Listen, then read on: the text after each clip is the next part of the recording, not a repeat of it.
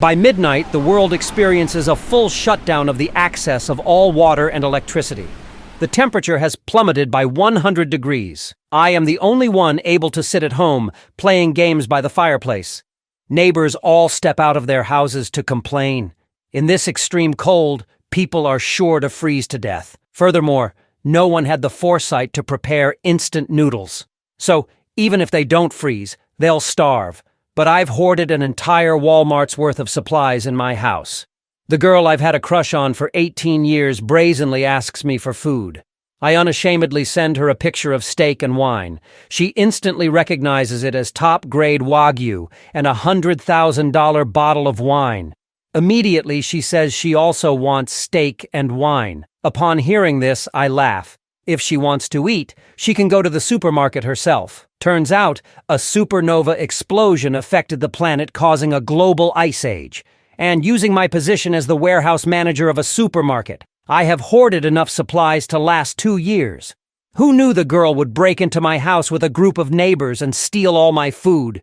In order to ration the food, they decide to start eating me. The girl even gleefully admits that she tricked me into opening the door. She wants to take one of my thighs.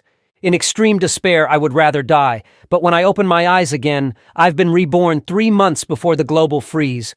In my new life, I swear never to be a bootlicker again, and I want to repay the pain of my previous life 1,000-fold. But the immediate priority is to hoard enough supplies before the end of the world and build a sturdy, safe house. Just as I'm considering where to start, a bright light flashes before my eyes. In the next second, I'm in a strange space. Looking at this otherworldly place, a bold idea pops into my head. If I could move an entire Walmart here, I would never have to worry about food and drink for 10 lifetimes. Just then, my stomach rumbles. Thinking about all the good things I won't be able to eat after the apocalypse, I head to the best restaurant in the city. A meal costs me $50,000. In the apocalypse, even a bowl of instant noodles can cost a life.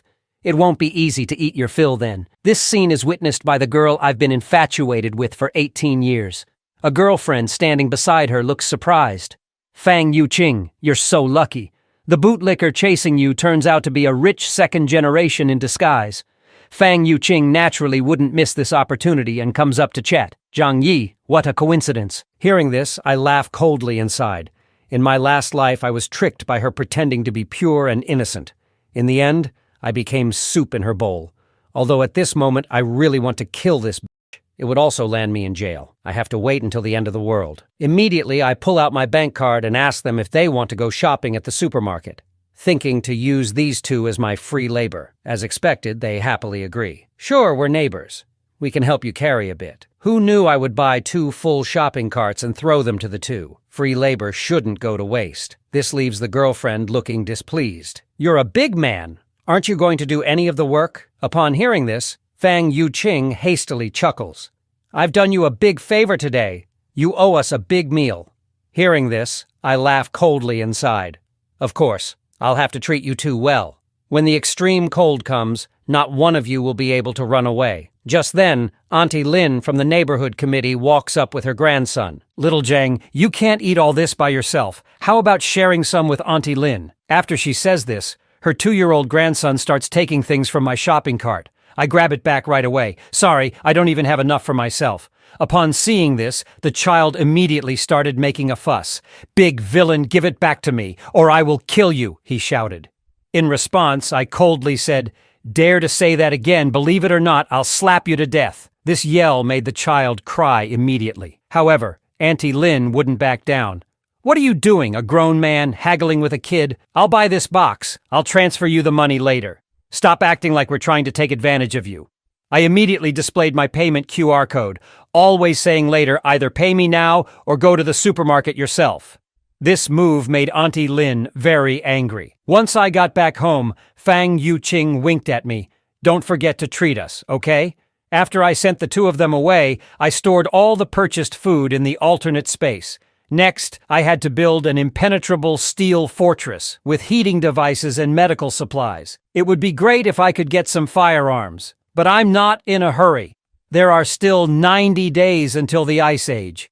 During this time, I have to sell off my property as quickly as possible. With money, I can always get what I need. The next morning, I came to the alternate space to check the freshness of the food. Although I can't store live creatures, the food remains as fresh as when I bought it. I took out my phone and contacted the best local restaurant and booked 500 tables of meals.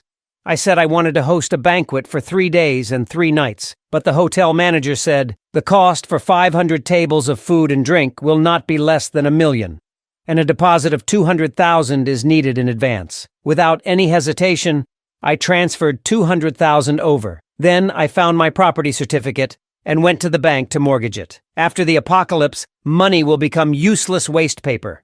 But mortgaging the property and adding my own savings is only enough to build my safe house.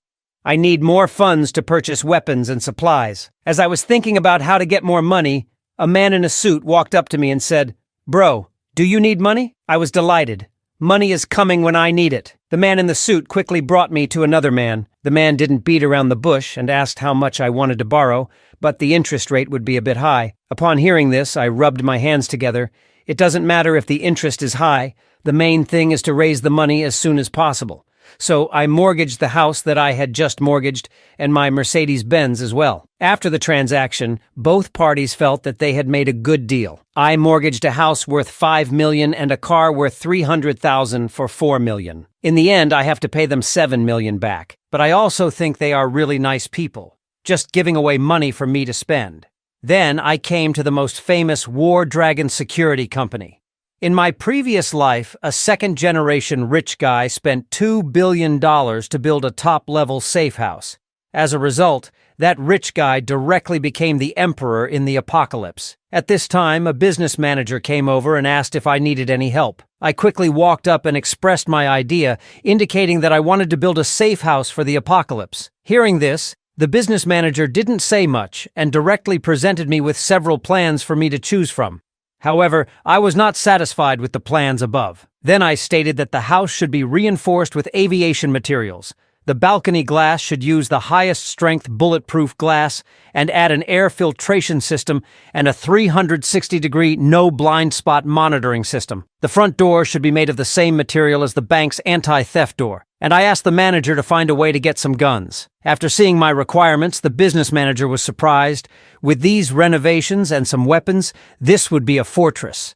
The final plan required $8 million. After I paid the deposit, I asked them to start work immediately and said that the balance would be paid within 3 months. Next, I need to get some weapons for self-defense. I called the owner of a hunting club I know and got a few sets of crossbows as weapons from him. Just then, the 500 tables of banquet I ordered also arrived in batches by truck. This attracted quite a few people from the neighborhood. This is the delivery truck from a 5-star hotel. These several trucks of food would cost at least $1 million or so. After a while, the food for 500 tables filled my entire house. Without wasting any words, I put them all into the otherworldly space. With all these delicious foods, plus the ingredients I had ordered before, I basically don't have to worry about food and clothing for the rest of my life. The next day, the security company's workers came to start building the safe house. This scene attracted quite a few neighbors' attention, who ridiculed me, asking if I had taken the wrong medication.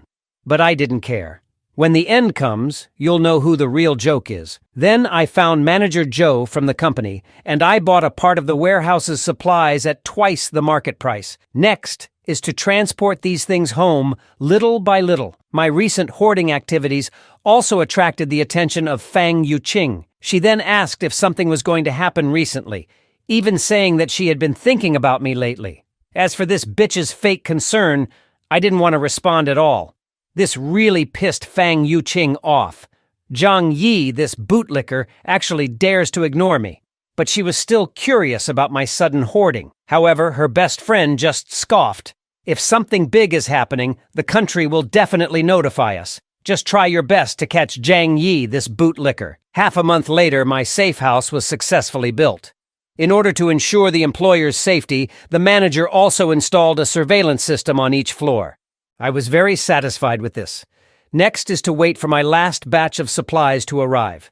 Soon, several trucks of drinking water arrived in succession. In the following period, I tried my best to exchange all the money in my hands for various supplies. 3 days before the advent of the extreme cold end days, I specifically went back to the warehouse and invited all my colleagues for a cup of milk tea. After they drank it, everyone fainted. In order to move the entire Walmart warehouse with peace of mind, I had already put sleeping pills in the milk tea in advance. After shutting down the surveillance equipment, I went to the warehouse and immediately put all the rows of goods into the otherworldly space. With the help of the otherworldly space, I quickly emptied the entire warehouse. Just then, a box in the corner caught my attention. When I opened it, it was the cold-resistant tech product that was stocked a few days ago. It was said to be able to withstand temperatures of minus 100 degrees. With these supplies, even if facing the coldest ice age, I have nothing to fear. To prevent exposure, I also directly gave myself a dose of sleeping water, and then laid down on my colleague and fell asleep. 2.5 hours later, I was awakened by my colleague. "Boss, something crazy has happened. Our warehouse has been emptied." Hearing this, I pretended to be surprised and jumped up. "What the hell?" Then, looking at the empty warehouse, I pretended to be upset and said, "What happened? How are all the supplies in the warehouse gone?" At this time, the manager called, inquiring about the loss of the warehouse supplies. Knowing that the whole warehouse was emptied all at once, the manager immediately cursed. "How is this possible? Are you a mole and stealing for yourself?" I gave an awkward smile. "Manager, what do you take me for? Besides, I'm not that capable. I think we better report to the higher department as soon as possible, so as not to delay the investigation time." After hanging up the phone, I quickly comforted my colleagues. "Everyone, don't be afraid. We who are upright are not afraid of crooked shadows." Soon, all the colleagues on duty and I were called to the police station for questioning. But nothing could be found out after the questioning. Then the cop told us not to leave Tianhai City rashly, in order to cooperate with the follow-up investigation. Soon this incident made the news in Tianhai City. No one could believe that hundreds of square meters of supplies disappeared without a trace in less than 3 hours. Just then, it suddenly started snowing heavily in the sky. I knew this was a prelude to the extreme cold. So I hurried home. 3 days later, the shockwave from a supernova explosion swept across the globe. This brought about a devastating disaster to the entire planet. The temperature began to plummet overnight. Looking at the heavy snow outside the window, I remained calm. What was destined to come eventually came. But at this time, the homeowner group became lively. After all, it was the first time to see such heavy snow in the South. I looked at all this with a calm face. Perhaps for many people, this might be the first time they saw snow, and it could also be the last. In my past life, the heavy snow lasted a full 3 months, and the temperature would get lower and lower, causing many people who had not stocked up on food in advance to freeze to death in this winter. On the second day of the extreme cold weather, the heavy snow at the entrance of the residential area had piled up to half a person's height. Even if people indoors turned the air conditioning to the maximum, they still shivered from the cold. But I, who had prepared various heating equipment in advance, was sleeping soundly. But just then, I was suddenly awakened by a ring of the phone. It was a call from the Fang Yuqing. She asked cheerfully, "Zhang Yi, did you know about the temperature drop when you stocked up on supplies? You didn't even tell me, and now I'm freezing." Hearing this, I scoffed and directly hung up the phone. This pissed off Fang Yuqing on the other side.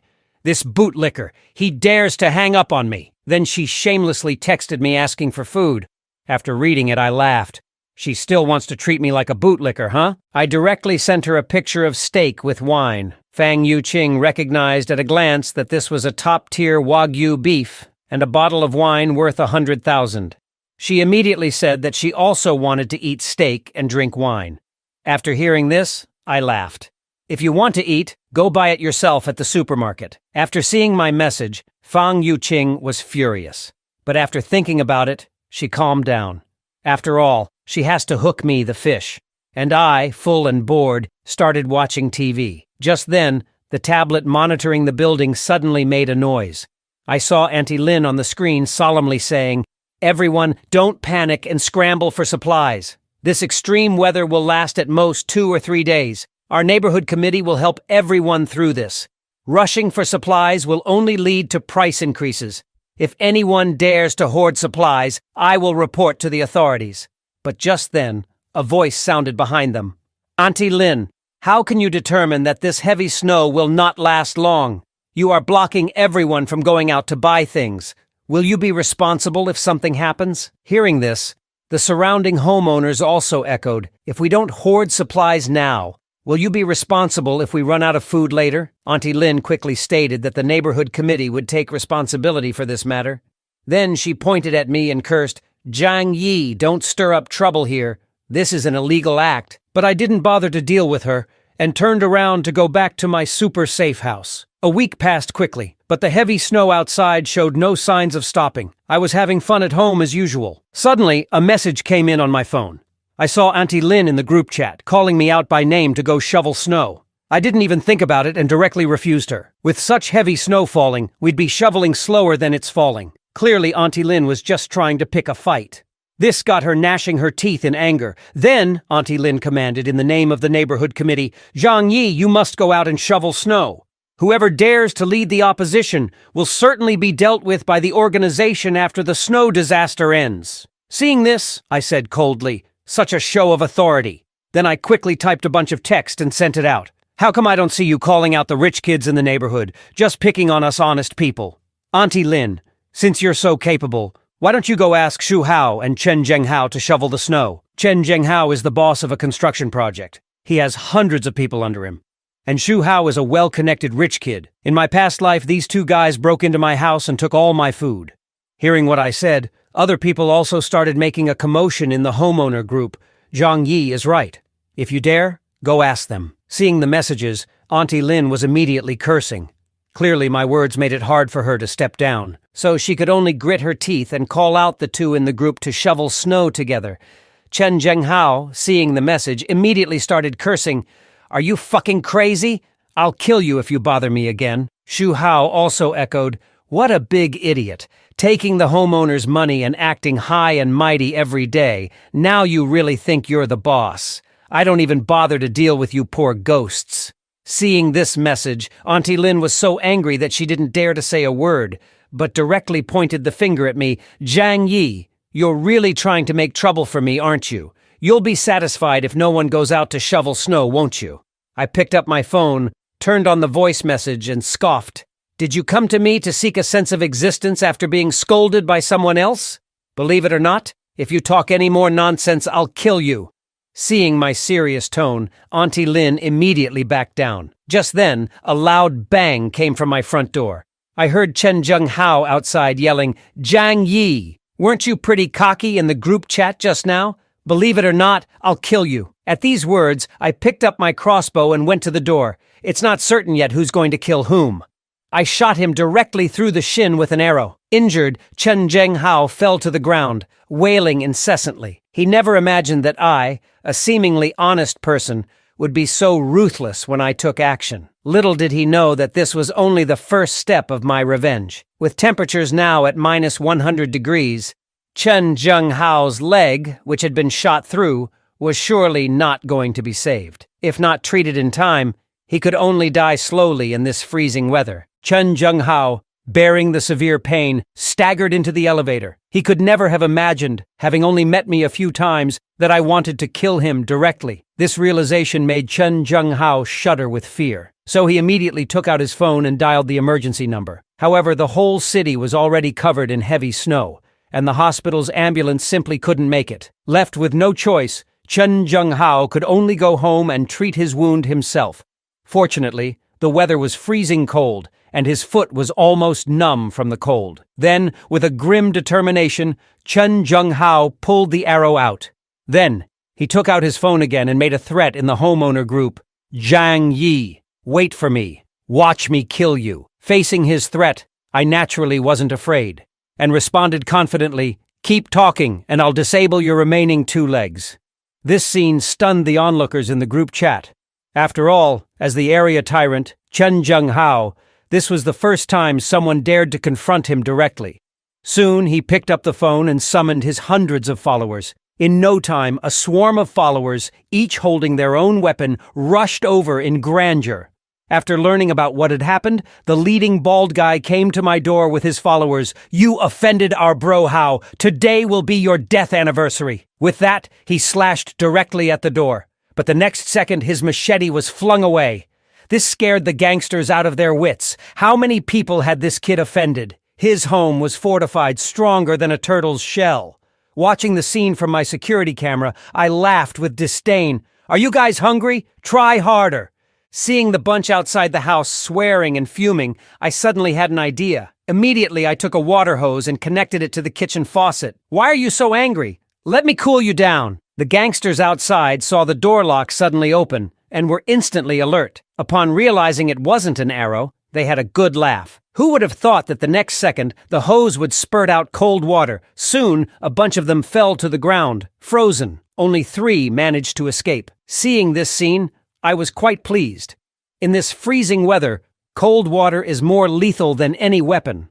On the other side, the 3 little guys who escaped were huddled together, shivering. Chen Zhenghao looked at them and yelled, "What happened? How did you guys, a whole group, not manage to bring a small brat?" Hearing this, the 3 hastily explained, Zhang Yi was too cunning.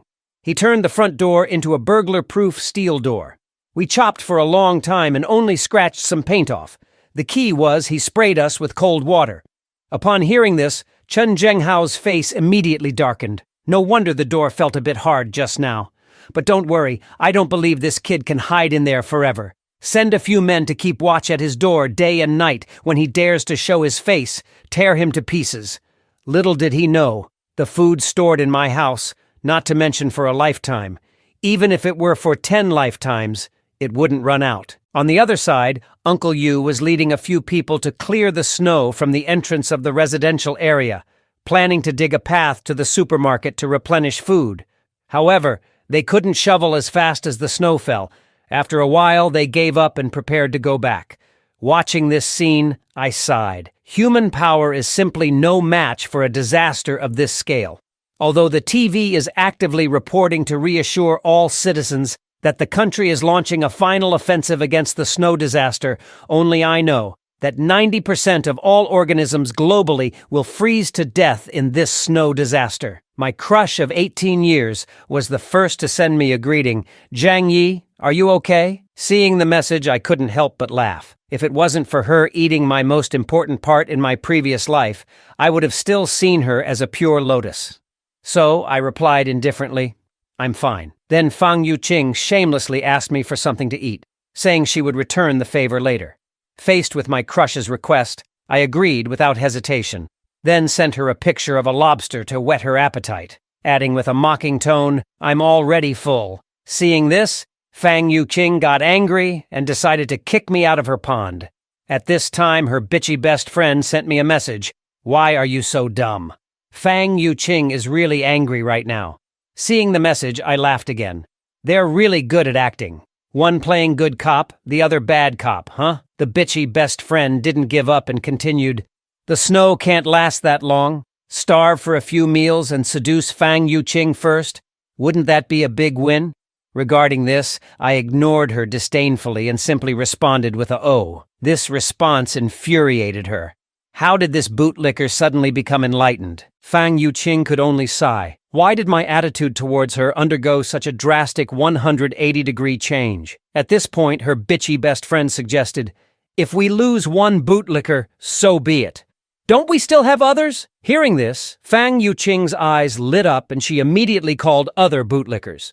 Soon, Zhou Peng hurried over with large and small bags of supplies, claiming that this was all the food he had left. Hearing this, Fang Yuqing was touched and immediately sent him a good person card. "Zhou Peng, you're a really good person." Before Zhou Peng could express his loyalty, her bitchy best friend promptly closed the door. In no time, 3 days had passed, but the heavy snow was still falling non-stop. Munching on a chicken leg and looking at the time on my phone, I thought, the real drama is about to begin. The next moment, the entire neighborhood plunged into darkness. Soon, neighbors began stepping out of their homes, asking each other whether they had electricity. Now, with water and electricity cut off and air conditioning no longer functioning, it was genuinely getting cold enough to kill. After finishing my chicken, I picked my teeth and then turned on a generator I had prepared in advance.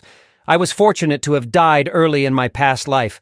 Otherwise, I too would be freezing like the rest of them. At this moment, Auntie Lin from the neighborhood committee was shivering while holding her grandson. She never expected the snow to last so long. A message came into the neighborhood group chat. They say this is a once-in-100,000 years global blizzard. We might be on the brink of a mass extinction event. Several major cities in the country have already been overrun. Everyone must stockpile more supplies. After reading the message, Auntie Lin was shocked.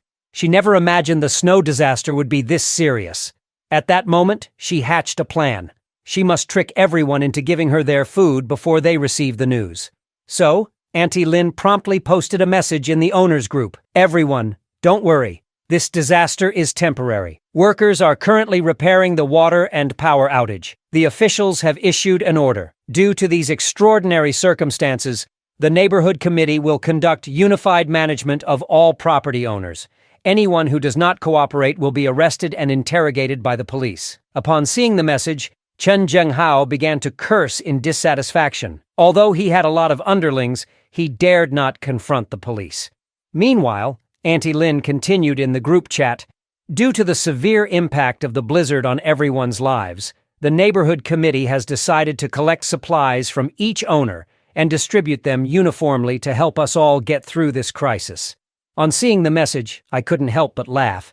It was the same old trick as in my previous life. Then Auntie Lin sent me a private message. Little Jiang, you usually work in a warehouse and must have hoarded a lot of food, right? Besides, you bought 3 truckloads of stuff last time. Everyone is in trouble now, and it's your turn to do your part. After the crisis, we will certainly repay you. On hearing this, I chuckled coldly. You old hag. Your hands were also dirty in my death in the previous life. Just you wait. I immediately replied with a voice message.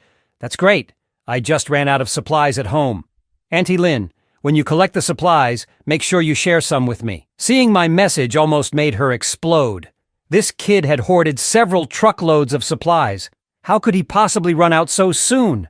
Realizing that she and her grandson were depending on my supplies, Auntie Lin swallowed her anger and kindly replied, Little Jiang, this is an order from the organization. You must comply. Once the snow disaster is over, I will definitely report your good deeds to the organization. On seeing her message, I laughed again. If I hadn't died early in my previous life, I might have believed her lies. So I picked my teeth and replied, Auntie, I'm not lying to you. I really don't have anything to eat at home. Why don't you take the lead and send me a few packets of instant noodles first? Upon hearing this, Auntie Lin could no longer restrain herself and furiously retorted, Zhang Yi, refusing to hand over your supplies is the same as opposing the organization. I will definitely report you to the organization for disciplinary action. I mocked her. You represent the organization? You're not even a civil servant, not to mention a public institution staff. Why don't you ascend to heaven? It's okay for you to show off normally. But now that things are like this, you still think you're so important. As soon as I said this, it made Auntie Lin so angry that she smashed her old-fashioned phone. This little brat dares to talk to me like that. After all, I'm a leader in the community. After failing to get any advantage from me, Auntie Lin turned her attention to other homeowners, thinking, it doesn't matter who I can deceive, as long as I can deceive some. 2 days quickly passed. Under Auntie Lin's coaxing, quite a few homeowners had actually sent their supplies to her home. Looking at this scene, I sneered in my heart. What a bunch of fools, believing in some great Samaritan in this post-apocalyptic world. Now the whole world has plunged into chaos. Without enough supplies, they could only wait to die. Soon, many homeowners began to tag Auntie Lin in the group chat. Wasn't it said that the supplies would be distributed evenly? We've run out of food at home. Start distributing some to us. But Auntie Lin merely scoffed at the messages. What a bunch of idiots. These supplies were obtained through my hard work. How could I possibly give them away so easily? Just then, her phone rang. Seeing that it was Chen Zhenghao, she broke out in a cold sweat. What does he want with me? On the other end of the line, Chen Zhenghao said coldly, Auntie Lin, you have quite a method. You've actually deceived everyone's supplies into your home. Hearing this, Auntie Lin feigned innocence, saying it was the arrangement of the community committee, and she was just doing her duty. Chen Zhenghao laughed. That's perfect. Over 10 of us here are waiting for you to distribute the supplies. Hearing this, Auntie Lin coughed lightly. These supplies haven't been sorted out yet. Some homeowners haven't handed in their supplies. We can't start distributing them yet. The next second, the area tyrant Chen Zhenghao, along with his underlings, burst into her house. Seeing this, Auntie Lin's face turned pale. How dare you break into a civilian house? Is there no law anymore? To which Chen Zhenghao responded with a slap. And you think you've been lawful, deceiving everyone's supplies? Today, I'll act in the name of justice. Meanwhile, I watched the scene on the surveillance, cheerfully eating a sausage.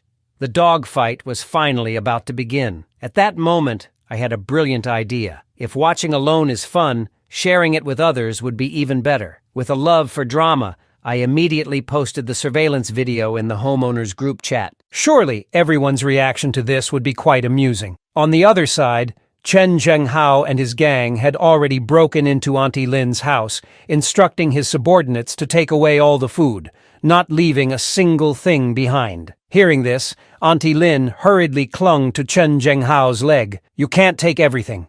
Some of the supplies here are what I hoarded myself. Without these supplies, how would my grandson and I survive? Chen Zhenghao let out a cold laugh. That's none of my business. Get out of here. With that, he directly kicked Auntie Lin away.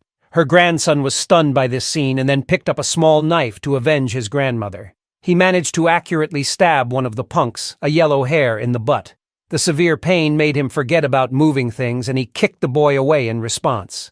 Witnessing this, the other thugs burst out laughing. Since when did Yellow Hair learn to kick? He actually managed to kick this little brat away.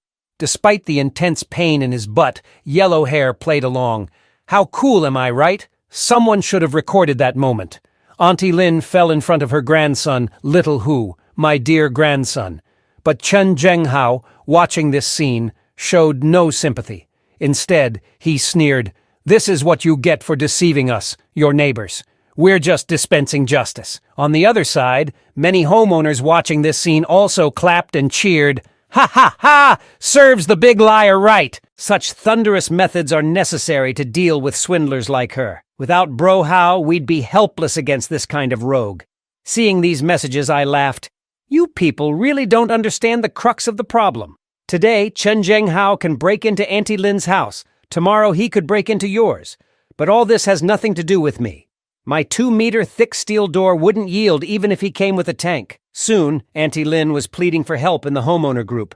Does anyone have hemostatic drugs, anti-shock medications, and antibiotics? My grandson was injured by Chen Zhenghao. Dr. Zhou needs these medications urgently for surgery. Upon hearing this, my eyes lit up. Dr. Zhou Kier was a savior-like figure in the previous world. Fortunately, we have neighborhood Dr. Zhou Kier here to save her grandson's life for now. At this point, Auntie Lin was pleading continuously in the homeowner group for medicine, promising to kowtow in gratitude to anyone willing to provide it. However, this only resulted in mockery from many homeowners. So you plan to kowtow in a chat group? Dr. Zhou, a kind-hearted beauty, saved your grandson. Why should we help you? After deceiving us of our supplies, you still have the audacity to ask for our help. Seeing this, I sighed. This was karma for Auntie Lin. Furthermore, the snowstorm had been going on for over a week, and the outside was practically paralyzed. Even if the boy was saved, how long could everyone last without food? At this point, the snow outside the community had almost buried up to the first floor. Many people had already heard from the news that this was a global snowstorm that occurs once every 100,000 years. No one knew what this snow disaster would turn into. Soon, a week passed in a flash, and the whole world was almost buried in the snowstorm. In some cities in the north, the temperature had even dropped to -100 degrees Celsius. Many residents who tried to evacuate southwards ended up freezing to death on the road. In the homeowner group, Auntie Lin began to play the morality card again. My dear grandson has been hungry for 2 days. He's just a child. Are you really going to stand by and watch him die? She stated that she was willing to pay a high price for supplies. Seeing this, the homeowners started to inflate the prices, and the last pack of instant noodles was even sold for $2,000. Seeing this, I laughed. These people are not taking the apocalypse seriously. In a little while, you'll think paper money is too hard even to use as toilet paper. As a second-generation rich kid with some business acumen, Shu Hao started to hoard supplies at a high price. He was very clear that money in this apocalyptic world would become as useless as waste paper. He had to get rid of it while it was still useful. At this time, a single mother in the group sent out a plea for help, stating that she and her daughter were about to starve to death, hoping that everyone could help her. Seeing this, I laughed. In the past life, this woman and her daughter managed to survive for a long time. This Xi Li Mei is not as simple as she seems. 10 days passed quickly, and as usual, I was enjoying my time at home. At this moment, the phone on the table rang. Seeing the caller ID, I let out a cold laugh. This bitch finally couldn't stand it anymore? So I opened the video chat and sarcastically said, "You all look thinner after not seeing each other for a while." Behind me, the sight of food made the two people drool. "Why do you still have so much food in your house, Jiang Yi? Is it because you hoarded it last time? And with this weather of negative 100 degrees, why are you sweating?" Upon hearing this, I smiled. "Oh, this? I installed a fireplace at home. This thing is very warm. I feel like going for a run outside." Upon hearing this, Fang Yuqing immediately tried to butter up to me. "Brother Jiang Yi, you're so awesome. You're so well prepared. Could you let Fang Yuqing come over and take a shower?" Inside, I scoffed. Do they still take me for an old lecher? So, without a second thought, I rejected her invitation, even taunting her. With the temperature at negative 100 degrees, make sure to keep warm. Fang Yuqing was instantly infuriated at my words. "Jiang Yi, don't go too far. We are freezing and starving. It's fine if you don't help, but don't make sarcastic comments." Hearing this, I laughed. "You still think I'm an easy target? If you want food, go find your rich kid. Besides, we're not related. Why should I help you?" With that, I stylishly ended the video call. On the other side, Fang Yuqing was already furious. She never thought that I would be on the path of a bootlicker's counterattack. At this moment, her best friend chimed in with some fair words. "Jiang Yi is quite good. It's you who missed the opportunity. Otherwise, we could be enjoying the things at Jiang Yi's house right now. He is much stronger than that so-called rich second generation. If I had known you would fail, I would have gone for it myself. Now everything has been revealed, and we end up with nothing." At this, Fang Yuqing was already furious. "Lin Caning, you bitch, still speaking in favor of Jiang Yi. I'll kill you." Soon the two bitches were wrestling on the bed. Meanwhile, the government, seeing that they could no longer hide the news of the snow disaster, issued an announcement on television. In order to meet everyone's electricity needs, power supply would be provided from 1 to 2 o'clock every day, but the voltage would only be enough for low-power appliances. Currently, all major power plants are shut down, and power is scarce. Everyone is encouraged to use electricity sparingly to prevent large-scale power outages. Soon, the homeowner group was lively again. Did you see the news? Turns out the rumors online are true. Just as everyone was on edge, suddenly someone offered to sell instant noodles, $5,000 a pack. Any takers? Seeing this, I didn't know whether to laugh or cry, knowing that we're in an apocalypse, yet still wanting to exchange life-saving supplies for this worthless paper. Under the current circumstances, filling one's stomach is above all else. When everyone is hungry, who would care about this useless paper? On the other side, after wrestling for 2 minutes, Fang Yuqing and her friend finally calmed down. Since the soft approach didn't work, we'll go hard. With that, Fang Yuqing picked up her phone and contacted her #1 bootlicker, telling a wild story about how Jiang Yi wanted to tarnish her purity just because he had food. Zhou Peng was instantly furious upon hearing this. This Jiang Yi is such a scumbag. If I don't take this guy down, I'll be letting down my bootlicker identity. Seeing Zhou Peng was hooked, Fang Yuqing immediately got close to him. "Little Zhou Peng, let's find a way to take his house, and then we can live together, okay?" Zhou Peng agreed without a second thought. But before that, they needed to prepare some weapons. In a short while, the three of them, each carrying a kitchen knife, arrived at my doorstep. Then Zhou Peng, hiding the knife behind his back, knocked on the door. "Brother Jiang Yi, are you in? It's old Zhou. As colleagues, could you lend me some food? I'll trade you with fever medication." Unbeknownst to them, I had already seen the whole scene clearly through the surveillance camera. Seeing the weapons in their hands, I was ready to explode with anger. "Do you guys really think you can kill me? If the tiger doesn't show its power, you'll mistake it for a sick cat." Then, I picked up the hose, attached it to the tap, and decided to give them a chilling shower at negative 100 degrees. At that moment, the piled-up waste caught my attention, and an idea sprang to mind. I picked up the hose and approached the door, shouting, "Don't worry, I'll make sure everyone gets enough to eat." The three of them, thinking that I was about to open the door, excitedly raised their weapons. But the next second, a pile of feces sprayed through the small window of the door onto them. Fang Yuqing immediately realized it was a pile of feces and started to vomit on the side, while Zhou Peng was furious. "Zhang Yi, if you have the guts, come out. I'll kill you." At this, I just laughed. "Don't say I didn't give you a chance. If you have the guts, come in." Hearing this, Zhou Peng, seething with rage, raised his kitchen knife and struck my front door, only to find that the door was unharmed. Instead, his hand was injured from the impact. Watching this scene, I couldn't help but laugh. My 2-meter-thick security door isn't something you can break just by saying so. I really don't know what you're thinking. And I've stockpiled as much as a Walmart warehouse in my house. I'm not worried at all about them keeping watch outside. Even if I never go out in my next life, what can they do to me? I was suddenly woken from my sleep by a gunshot. Even though I knew the maliciousness of human nature would be exposed in the post-apocalyptic world, the sudden gunshot still gave me a big fright. There was actually someone with a gun in this community. So I quickly picked up my tablet and started checking the surveillance footage. It turned out that Chen Zhenghao and his men were going around robbing houses.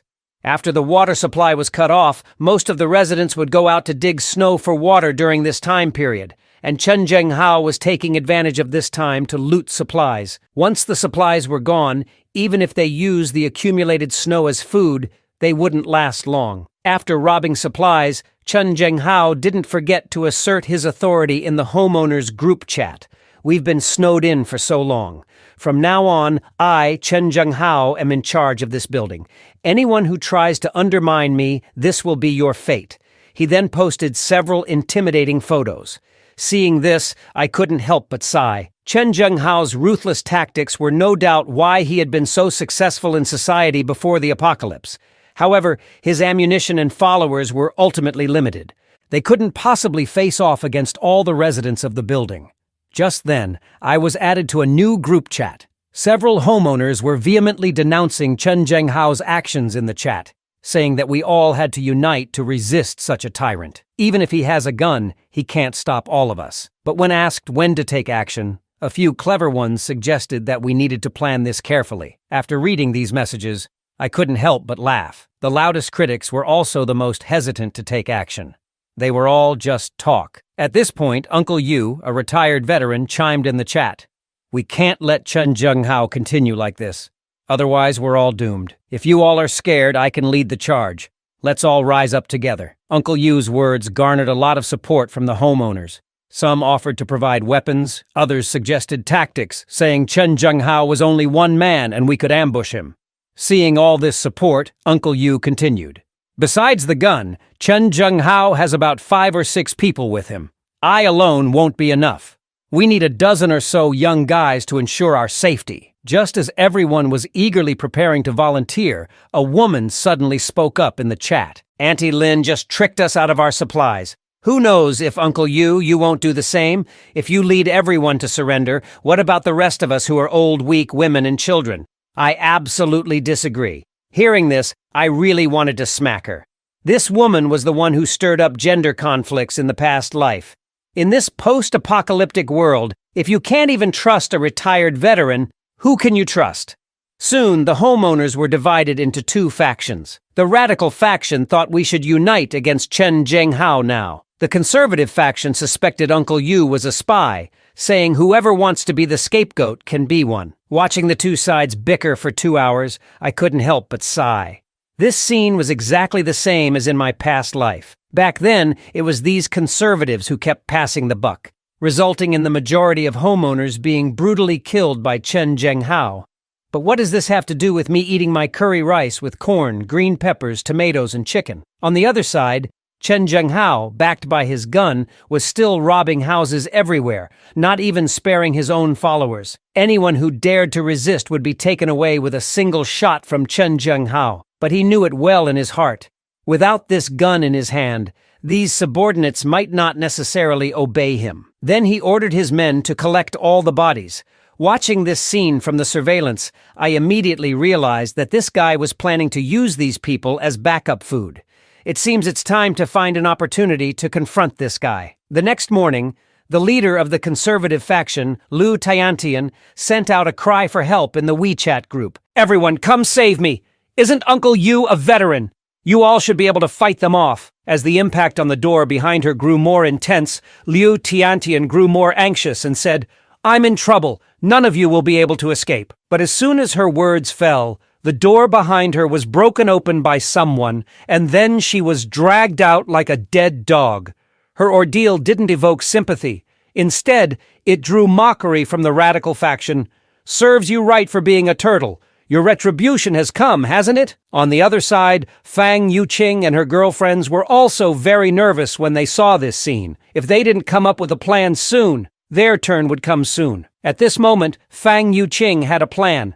She must spread the news that Zhang Yi, that guy, had hoarded a large amount of supplies, and then unite everyone to take over his house. So I was quickly added into a group chat of a mutual aid group. I saw Fang Yuqing at me in the group chat and said, "Zhang Yi, it's too dangerous for everyone to live separately now. Your door at home is particularly solid. We lack a secure base. I hope you can join our team. And now everyone must unite. If you are alone, you will be dealt with by Chen Zhenghao soon." Seeing the message, I couldn't help but laugh. They want to pull the same stunt as in the previous life. So I replied indifferently, "I'm fine. I'm used to living alone in this little broken house of 150 square meters with heating and electricity." Seeing this situation, the group chat immediately exploded. "Old Zheng, don't be so short-sighted. Everyone needs to unite now." Fang Yuqing also echoed on the side, "Saving a life is better than building a 7-story pagoda. You can save 7 people now. That would be a 48-story pagoda." What responded to them, however, was the message of me leaving the group chat. This made Fang Yuqing and the others stunned on the spot. When did this bootlicker evolve into a cool guy? Soon they began to discuss how to capture my fortress. Glasses Man suggested that as long as everyone was well protected, then directly force the door, they will surely take down that guy in one fell swoop. Brown Hair on the side agreed. And I used to work in a lock company. I can open any lock on the market. So they all agreed and came to my door to start prying the lock. They even prepared a few umbrellas to prevent cold water. As a result, Brown Hair pried for half a day. Found that he couldn't even budge my lock. I, who was in front of the surveillance, was sneering in my heart. This 5-layer reinforced security door of mine is comparable to the anti-theft level of a bank vault. And you, an ordinary lockpicker, want to pry it open? Then I activated the high-voltage electric defense feature. Brown Hair was shocked to a grimace. "Help me, please." However, Brown Hair Man soon fell to the ground, his body emanating a puff of black smoke. This sight stunned Fang Yuqing, who was standing by. The high-voltage electricity had Brown Hair Man's hands still stuck to the door. Witnessing this, I didn't feel any guilt. At this moment, Glasses Man pointed at the door and swore loudly, "Zhang Yi, you damned beast, come out! We came to talk to you, and you just killed someone. Now Lu Tao is dead because of you. Don't you think you owe us an explanation?" Hearing this, I just laughed. "You guys came to pry my door. I don't think there's any need to explain your intentions," I said, shaking my head. I then loaded my crossbow. "Isn't it better to stay alive?" In the next second, an arrow flew out of the small window at the door, hitting Glasses Man's left arm squarely. Seeing this, Zhou Peng hurriedly helped Glasses Man up. They didn't expect me to be so ruthless and quiet, as I had intended to take their lives right off the bat. Just as they had barely moved a few steps away, 2 more arrows flew out of the small window, striking Zhou Peng and another neighbor accurately. Seeing this, Fang Yuqing and the other 2 women started to flee, afraid that they would be the next to get hit if they were a step slower. Once they returned to their lodgings, the 3 men who were hit by the arrows lay on the ground howling in pain. If not treated in time in such extreme cold weather, the wounds would necrotize. Moreover, the arrows were rusty. Without antibiotics or other medicines, they could only wait for death slowly. Thinking of this, Glasses Man regretted his actions terribly. At this moment, Zhou Peng's cousin, Wang Min, walked up to Fang Yuqing and slapped her in the face. "It's all your fault, you damn woman! Didn't you say that only Zhang Yi's door is strong? How come there are crossbows? No wonder you were standing so far away just now. Did you know it all along?" Covering her face, Fang Yuqing looked wronged. "I didn't know. When we went there last time, he didn't use them." At this moment, Zhou Peng quickly stepped forward and shielded Fang Yuqing behind him. "Cousin, stop! It's not Fang Yuqing's fault. I can vouch for her." Seeing her cousin evolving from a bootlicker to the bootlicker king, Wang Min felt disappointed. Little did she know that the one who ran the fastest just now was herself. Now, the only thing they could do was to contact Dr. Zhou in the community for help. After a while, Zhou Kier came to Wang Min's house to check the wounds of the injured people. However, after seeing the wounds, she looked surprised. This is the same as the wound I treated for Chen Zhenghao a while ago. It's also an arrow wound. Then Zhou Kier said that the wounds were too deep. Without professional equipment, the success rate of surgery was less than 20%. Furthermore, the iron arrow was rusty all over. Without antibiotics or similar drugs for treatment, they could only wait for death. Upon hearing this, Wang Min immediately shed 2 lines of clear tears. She and Zhou Peng had grown up together, and their relationship was very deep. She then fell to her knees, Dr. Zhou. You must find a way to save my cousin. Zhou Kier turned her head and said, if we rashly pull out the arrows without medication, the consequences will only be worse. I hope you understand. At this moment, Fang Yuqing stepped forward. I remember a month ago someone delivered a batch of drugs to Zhang Yi's house. There must be plenty of antibiotics and similar drugs. Why don't we ask him for some? Hearing this, Glasses Man looked excited. Really? Then you go find Zhang Yi. He caused my injury. He has to take responsibility. However, Wang Min on the side expressed, we were almost killed by him just now. How could he possibly give us medicine to save our lives? Hearing this, Fang Yuqing looked unconcerned. We just wanted to take over his house. We didn't harm him. Besides, we're the ones who got hurt. We're the righteous ones here. Hearing this, Zhou Kier was rendered speechless. You guys deserve to get shot. Suddenly, Wang Min pointed at Fang Yuqing and said loudly, then you'll be in charge of getting the medicine. Zhang Yi once pursued you. You're the most suitable person to handle this. Bootlicker King Zhou Peng also chimed in. Fang Yuqing, we'll have to trouble you this time. I can only protect you when my arrow wound is healed. Hearing this, Fang Yuqing had no choice but to agree. However, thinking of my attitude, she had no confidence. The only plan now was to try making a phone call. Soon, she dialed my number and said, Lu Tao and Zhou Peng are dying. Can you help them? Upon hearing this, I laughed. So what if they die? Everyone has to die sooner or later. Besides, you don't really think you can survive this snow disaster, do you? The city is blocked by heavy snow, and this building has become an isolated island. Once the existing supplies are used up, if you don't starve to death, you will be killed by Chen Zhenghao. Upon hearing this, Fang Yuqing sobbed tremulously. Zhang Yi, I know I was wrong. It's all my fault. I let down your true feelings, but I've come to my senses now. Can you forgive me? Zhou Peng and the others were shot by you. If they don't get medicine, they will die from infection. At this point, Wang Min snatched Fang Yuqing's phone. Zhang Yi, don't be so heartless. Keep some goodwill. You never know when you might need us in the future. Hearing this, I laughed. Guess why I shot them with rusty arrows? I never intended to meet you again. And how do I know you won't suddenly turn against me? Upon hearing this, Wang Min hurriedly argued, how could we? We are good citizens. I cut her off. Good citizens wouldn't try to take over someone else's house. But well, helping you isn't impossible. Given that I have been pining after Fang Yuqing for 18 years, I might consider letting her come over alone. Hearing this, Fang Yuqing excitedly grabbed the phone. Zhang Yi, brother, I'm willing. From now on, Fang Yuqing is yours. Do whatever you want. Her best friend, Lin Kaining, also excitedly moved closer. Take me with you. Take me with you. But Fang Yuqing slapped away Lin Kaining's hand. My brother Zhang Yi only wants me. You should just stay here and behave yourself. As soon as she finished speaking, Wang Min slapped her across the face. You shameless woman. You've caused everyone so much trouble and now you want to run off. No way. Bootlicker King Zhou Peng also looked shocked. Fang Yuqing, how could you do this to me? Didn't you say you hated Zhang Yi the most and wanted to be my woman? Upon hearing this, Fang Yuqing immediately started arguing. Is it wrong for me to pursue a better life? If I stay with you, when the supplies run out, we'll all just wait to die. Zhou Peng, isn't loving someone about wanting them to have a happy life? Although you gave me a few bags of supplies, Zhang Yi has a whole Walmart stashed in his house. Hearing this, Bootlicker fell to the ground, defeated in the battle of love before it even started. And Fang Yuqing just turned around and left without a second look. Lin Caning threw her to the ground. Why should you get all the benefits? Wang Min also pointed at Fang Yuqing and scolded, You only think about yourself and don't consider everyone else. If we're not doing well, you shouldn't either. Zhou Qier, who was watching their infighting, was speechless. But she still kindly reminded, The wounds have only been temporarily treated. Without medicine, you all need to be prepared. Upon hearing this, Glasses Man had a sudden idea. I have a way to deal with Zhang Yi.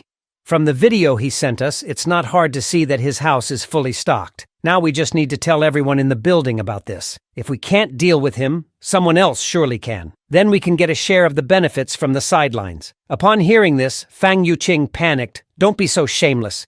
How can I live a sweet life with Brother Zhang Yi if you do this? As soon as she finished speaking, Wang Min raised her hand to slap her. You dare to be so brazen, you shameless woman! At the critical moment, Zhou Peng stepped in front of Fang Yuqing. Sister, hold on. My love for Fang Yuqing is genuine. I will win her over with time. Sooner or later, Fang Yuqing will fall in love with me. Then, he confidently looked at Fang Yuqing. Don't be afraid. I'm here. This angered Wang Min so much that she almost wanted to slap this bootlicker to death. However, she decided to focus on the pressing matter first. She quickly posted some photos of delicious food in the homeowners group. Everyone is almost reduced to eating tree bark, but Zhang Yi is having sumptuous meals every day. Do you think that's fair? Seeing the message, Chen Zhenghao drooled all over the floor. This kid is hiding so many good things in his house. That's perfect. I can get my revenge for old grudges. Upon hearing this, the homeowners group exploded. Some people were trying to morally bind me, asking me to distribute my supplies to everyone. Some people, just for a meal, asked me to become a father to their child. There were even those who were willing to hand over billions in assets just to live in my house. Seeing the message, I just laughed. Why? Am I close with you? Why should I share my supplies with you? Thinking of these people breaking into my house in the past, I felt a fire in my belly. Now the tables have turned, I thought. Let's see how I'll play with you this time. Seeing my reply, Bootlicker King and others looked dumbfounded. Is Zhang Yi not afraid that we will unite against him? Others, seeing my cold-heartedness, began to blame me in the group chat. If you hadn't secretly hoarded supplies, we wouldn't be living like this. You must atone for your sins and donate the supplies to everyone. Besides, what's the point of living alone? Young people should have the spirit of contribution. Watching them bicker back and forth, I couldn't be bothered to engage with them any longer. Then, looking at the falling snow outside the window, I mumbled, Staying at home every day is quite boring. It seems I should find some time to go out and stroll around. Luckily, I still have a few snowmobiles hidden in my pocket dimension. Once I deal with this group, it might be time to see what the outside world is like. Just then, my phone suddenly received a notification. It was a plea for help from Dr. Zhou Qier. Mr. Zhang, our home's medicine and supplies have been completely exhausted. Upon seeing the message, I instantly recalled what Zhou Qier looked like. In my previous life, her death was due to her giving her last food to Zi Limei and her daughter. However, I didn't immediately agree to her plea. Despite a good impression of her from the last life, the prettier the woman, the more dangerous. I don't want to die at the hands of a woman after barely getting another life. I wouldn't provide help without being completely sure of her trustworthiness. So, I responded, I can provide supplies, but you need to exchange something for them. Upon seeing the message, Zhou Qier immediately agreed to become my private medical assistant. If I still wouldn't agree, she could only sacrifice something else, but I did not agree to her terms, and instead I said, I can provide you with medicine and food, but you have to do me a favor. Those neighbors are about to collapse soon, and they will definitely take action. I need you to be my spy, to acquire their action plans. So, the choice is in your hands now. You can choose to follow the crowd and be a bystander, or you can choose to betray them and side with me. Upon seeing the message, Zhou Qier fell silent. If she chose me, she would have to face all the homeowners in the building with me. But what she didn't know was that my house had long been turned into an iron fortress by me. Even if they came with a tank, they couldn't break in. The reason I did this was just to find an excuse to test her. At this moment, Glasses Man sent me a final ultimatum. Zhang Yi, I'll ask you one more time, will you hand over the supplies in your hand or not? Seeing the message, a cold smile appeared at the corner of my mouth. This guy had overstepped his bounds. I responded cheerfully, Even if I were to feed my food to the pigs, I wouldn't share a bit with you. This angered Glasses Man, grinding his teeth. Very well, Zhang Yi. You still dare to talk tough even when death is imminent. You brought this upon yourself. Don't say we didn't give you a chance. Soon, a chat group was established to denounce me. Chen Zhenghao solemnly said inside, "Don't worry, everyone. For this operation to eliminate Zhang, I only need half of the supplies. After getting the supplies, I swear I won't harm anyone." Glasses Man also echoed, "Let's put our past grudges aside for now. Our primary goal is to take down Zhang Yi at once." On the other side, after some consideration, Zhou Qier finally agreed to my terms. She was very clear in her heart that she, a woman alone, couldn't hold out for long without clinging to a strong figure in this apocalyptic world. Soon, I received a warning from Zhou Qier and Uncle Yu. Glasses Man and his gang have decided to launch a full attack at 2:30 tonight. To this, I was not panicked at all, but just curious about what kind of mess this group would make. At this point, Zhou Qier sent another message. "Those people have gone crazy. Aren't you going to come up with a plan?" But I just laughed at her message. I glanced at the guns laid next to me. All fear stems from inadequate firepower. I replied, "You don't have to worry about all this. Remember not to follow along with their action.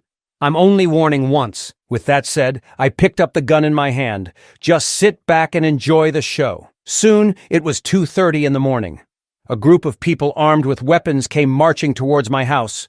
We must kill that shameless, selfish ghost, Zhang Yi, this time. Soon, the corridor at the entrance of my house was surrounded by Chen Zhenghao and his gang. "Zhang Yi, come out! If you don't want to die, this is your last chance." I saw this scene from the surveillance and couldn't help laughing. I didn't bother being polite with them. I turned on the high-voltage device. Just as a few youngsters were about to break down the door, they were electrocuted into a charred state, emitting a puff of black smoke. Seeing this scene, the others were frightened and dumbfounded, and they wanted to escape.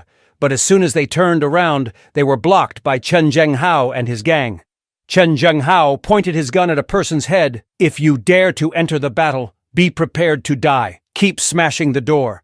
I don't believe his high-voltage electricity can last a year." Glasses Man, their strategist, immediately came forward to encourage them. "Don't be afraid, everyone. We must avenge our fallen comrades. As long as we work together to break this iron door, what awaits us inside are a cozy fireplace and endless food." Encouraged by Glasses Man's words, the residents who originally wanted to leave were instantly filled with fighting spirit. They picked up a wooden stake and continuously smashed my door. For a bite of food, everyone was exerting all their strength. Listening to the rhythmic thudding coming from outside, I also became interested. So, I instantly retrieved a large speaker from another space. "Seeing you all so hard-working, let me play a tune for you." Hearing the battle song, the neighbors seemed to be injected with a stimulant, hitting the door even harder. However, after half an hour of relentless beating, a few of them were panting and fell to the ground. "What kind of door is this?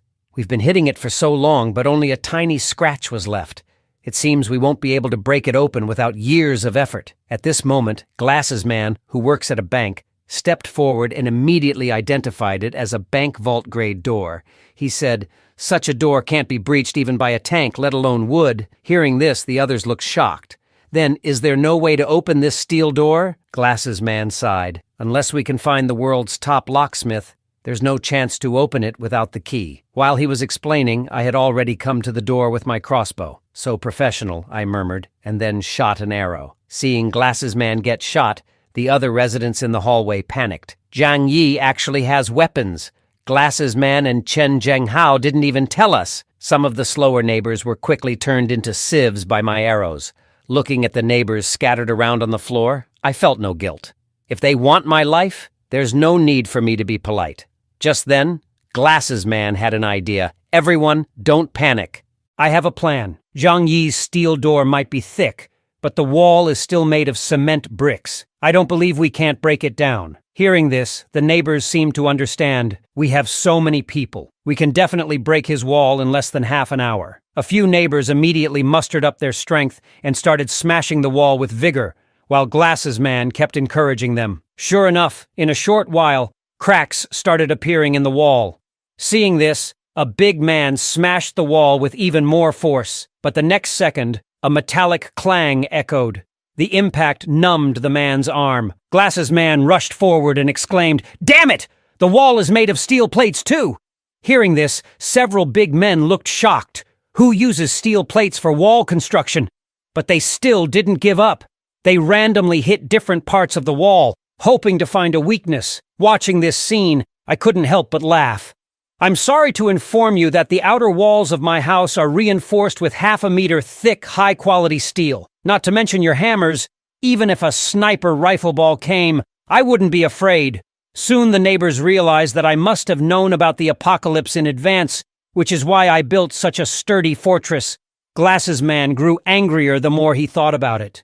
He knew about the snow disaster all along, this selfish and narrow-minded person, only caring about himself, ignoring the lives of everyone else. Some people couldn't bear this despair and started to cry on the spot. At this moment, Chen Zhenghao stepped out from the crowd. "What are you crying for? His walls are made of fine steel. But does that mean the ceiling and the floor are too? We will split up and start tearing down the place." I refused to believe Zhang Yi could have built a tortoise shell. Hearing this, the neighbors were re-energized. They went up and down my house, hammering with all their might. Watching this on the surveillance, I chuckled. Chen Zhenghao has some brain power, but unfortunately not much. After hammering for a while, they once again fell into despair. As it turns out, I did build my house into a reinforced tortoise shell. Without power tools, they would need to hammer for years, without rest or sustenance, to have any chance of breaking this fine steel wall. At the thought of this, the stomach of a neighbor, who had not eaten for 2 days and wasted so much energy hammering, started grumbling. He wanted nothing more than to eat a large piece of meat. Thinking of meat, an idea suddenly popped into his head.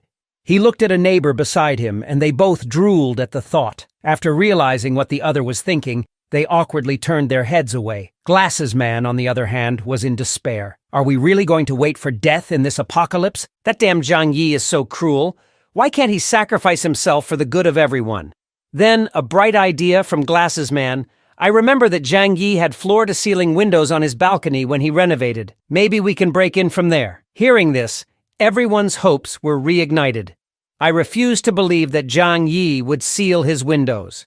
With that, they got together and started moving towards my balcony using planks. Soon they were outside my window, yelling and threatening. "Zhang Yi, it's best if you open the door yourself. Once we break in, you'll regret it." Hearing this, I calmly sipped my coffee. You think you're smart, huh? And who says glass has to be more fragile than metal? As expected, after knocking for a while, they found no traces on the floor-to-ceiling windows and could only vent their frustrations helplessly outside. Of course, I wasn't going to let them off so easily. I leisurely walked to the kitchen and picked up a homemade Molotov cocktail. Since it's so cold, I'll help you warm up a bit. With that, I placed the Molotov cocktail into a small window in the room. The next second, a hole appeared in the ceiling of the balcony. By the time they realized it was a Molotov cocktail, it was already too late. Soon, flames engulfed one of the neighbors.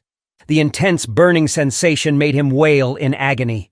Before long, he could no longer bear the pain and jumped off the balcony. Seeing this, several neighbors finally felt regret, pressing against the glass, begging for mercy. In your previous lives, you turned me into feces and never showed any remorse. Left with no choice, they had to return the way they came, hoping that those behind them could help. But they were stopped by Glasses Man and his group. Got lost. Don't bring the fire over and involve us. Even hitting the first person with a wooden hammer. The man let out a cry and fell from the high building. Soon those with no way out were burnt to charcoal in the fire. In the face of this scene, Glasses Man and his group showed no mercy. Instead, they gathered around to warm themselves by the fire. The neighbors, starved and no longer arrogant, dropped their weapons, crossed the balcony, and came back to my floor-to-ceiling windows. "Zhang Yi, we were wrong. We just want a bite to eat. Please save us. We'll do whatever you want from now on." Listening to the pleas from outside the window, I sighed. Don't be like this. It makes me feel so bad. I have a strange quirk when I'm upset. I want to eat. Saying this, I started eating the noodles in my bowl. The sight of this made the people outside drool all over the ground. If only we could have some soup. I know that in this apocalypse, only human hearts are unpredictable, but now I have a better strategy. I then said to the people outside, "Of course, I, Zhang Yi, am not a cold-hearted person who wouldn't save people. I'll give you a chance.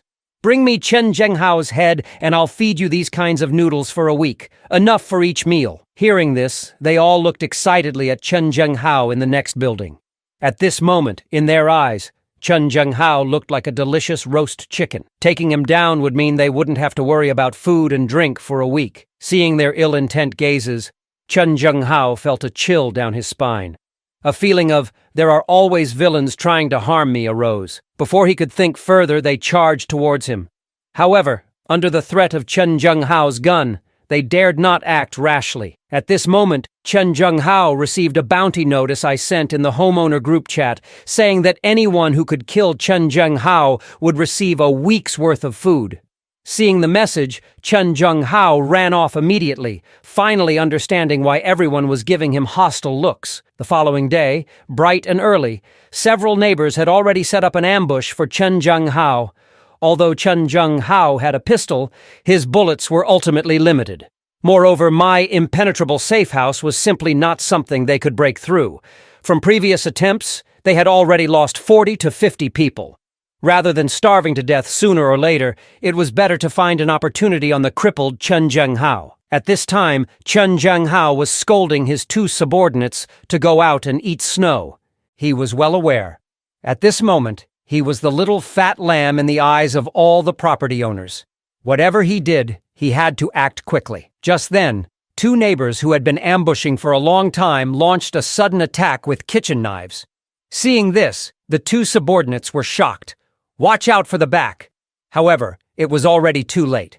Two neighbors with red eyes holding kitchen knives had already reached their back, yet they were shot down by him. At this time, Chen Zhenghao was panting heavily. Luckily, he responded quickly. Following that, Chen Zhenghao ordered his men to drag the two bodies back home. Just worrying about having nothing to eat, these two reckless things even came to the door. Just at this moment, one of the subordinates exclaimed, "Quick, look at your back." It turns out that although Chen Zhenghao had just dropped the two men in time, he was still cut by a kitchen knife, leaving a long wound. Afterwards, Chen Zhenghao asked the subordinate to help him back to the room, while he made a call to invite Dr. Zhou to come and treat his wound. A moment later, Zhou Kier, carrying a medicine box, arrived at Chen Zhenghao's house. "I must make it clear in advance. I won't help you for free." Hearing this, Chen Zhenghao smiled. "Of course, I'll share some food with you." After saying that, he had a subordinate bring over a basin of chicken feet. However, seeing the food, Zhou Kier felt nauseated. Naturally, she knew what was in the basin. She immediately declared that she would rather die than eat such a thing. Chen Zhenghao on the side gave a lecherous smile. "I can't bear to see you die." He knew how important it was to have a doctor by his side in this post-apocalyptic world. After saying that, Chen Zhenghao reached out to touch Zhou Kier's cheek. "I will save you for the last." Seeing this, Zhou Kier quickly slapped his hand away and turned around to leave, but was stopped by the two subordinates behind her. "Why is Dr. Zhou in such a hurry to leave? You must stay here until my wound heals." Then Chen Zhenghao began to discuss plans with his subordinates. Ever since I issued a bounty, Zhou Kier, who heard their conversation, immediately got up pretending to go to the bathroom, but actually, she was telling me their conversation in the bathroom. I told her to stay there and keep observing. Soon the door of Glasses Man's house next door to me was knocked on, and then Chen Zhenghao and his men swaggered in. Knowing that they were going to live here, the couple of Glasses Man didn't dare to say more. Fortunately, they had already hidden the remaining food on their bodies. There were so many empty rooms in this building, any one of them would be suitable to live in. Just at this moment, two subordinates landed a blow on the back of the couple's heads, and in no time the couple fell in a pool of blood. Chen Zhenghao, standing to one side, gave a cruel smile. "I'm doing this for their own good. The weather is so cold, they would freeze to death sooner or later if they go out. Moreover, we have to store some food, don't we, Dr. Zhou?" At this time, in Wang Min's house, the three Glasses men lay on the sofa, wailing incessantly. Ever since their last unsuccessful attack on my house, their plan to forcibly take medicine had also failed. Now, without the treatment of antibiotics and other drugs, their wounds had started to fester. A disgusting stench wafted through the entire hall. Seeing this, Glasses Man was shocked. He had just graduated and was looking for a job. He didn't want to die so soon. The wounds of Zhou Peng and the others were in the same condition. If it were just a simple scratch, it would be okay. But alas, they were wounded by my rusty arrows. Without the use of antibiotics, their wounds would only get worse. At this moment, Zhou Peng ran to Wang Min. "Can you please plead with Zhang Yi for us again? Otherwise, we're all going to die." But Wang Min waved his hand. "I'm out of ideas. Zhang Yi is not easily persuaded." On the other side, after the bounty was put on Chen Zhenghao, he had begun to feel restless. He even feared that he would be ambushed by his subordinates in the middle of the night. So, he used meat and a pistol to threaten some residents to join his camp. Hearing that there was food, many people willingly joined. Seeing this scene from the surveillance, I couldn't help but laugh. Even if you have many people in your camp, Chen Zhenghao, what do you think they will do when there's no food left? Then I picked up the phone to call Zhou Qier, asking her about the situation on her side. I could only hear Zhou Qier nervously answering, "Chen Zhenghao's group has gone crazy. The existing food has been eaten up. They are preparing to start robbing houses. In these few days, many neighbors have already become their feces." Then she pleaded, "Can you save me? I haven't eaten anything for 2 days. I can't hold on much longer if this continues." Upon hearing this, I paused for a moment. Zhou Qier is the main surgeon at the nearby Grade 3A hospital. In the post-apocalyptic world, doctors are hard to find. We can't let her die so easily. So I replied, "Don't worry. Once I finish this last task, I assure you will not want for anything." Just then, my front door was knocked. Zhou Peng was at the door, hysterical. "Zhang Yi, you coward, come out. Fang Yuqing is starving to death, and you're still hiding in here. Are you a man?" Hearing this, I laughed. "At this point, I'm willing to call you the last bootlicker in the apocalypse." "So," I said flatly, "you're still thinking about Fang Yuqing at a time like this? You should think more about yourself. Given your current situation, the tetanus bacteria has spread all over your body. Even if I gave you antibiotics, it would be useless. I remember you've been a bootlicker for so many years. I don't think you've ever even held Fang Yuqing's hand, have you?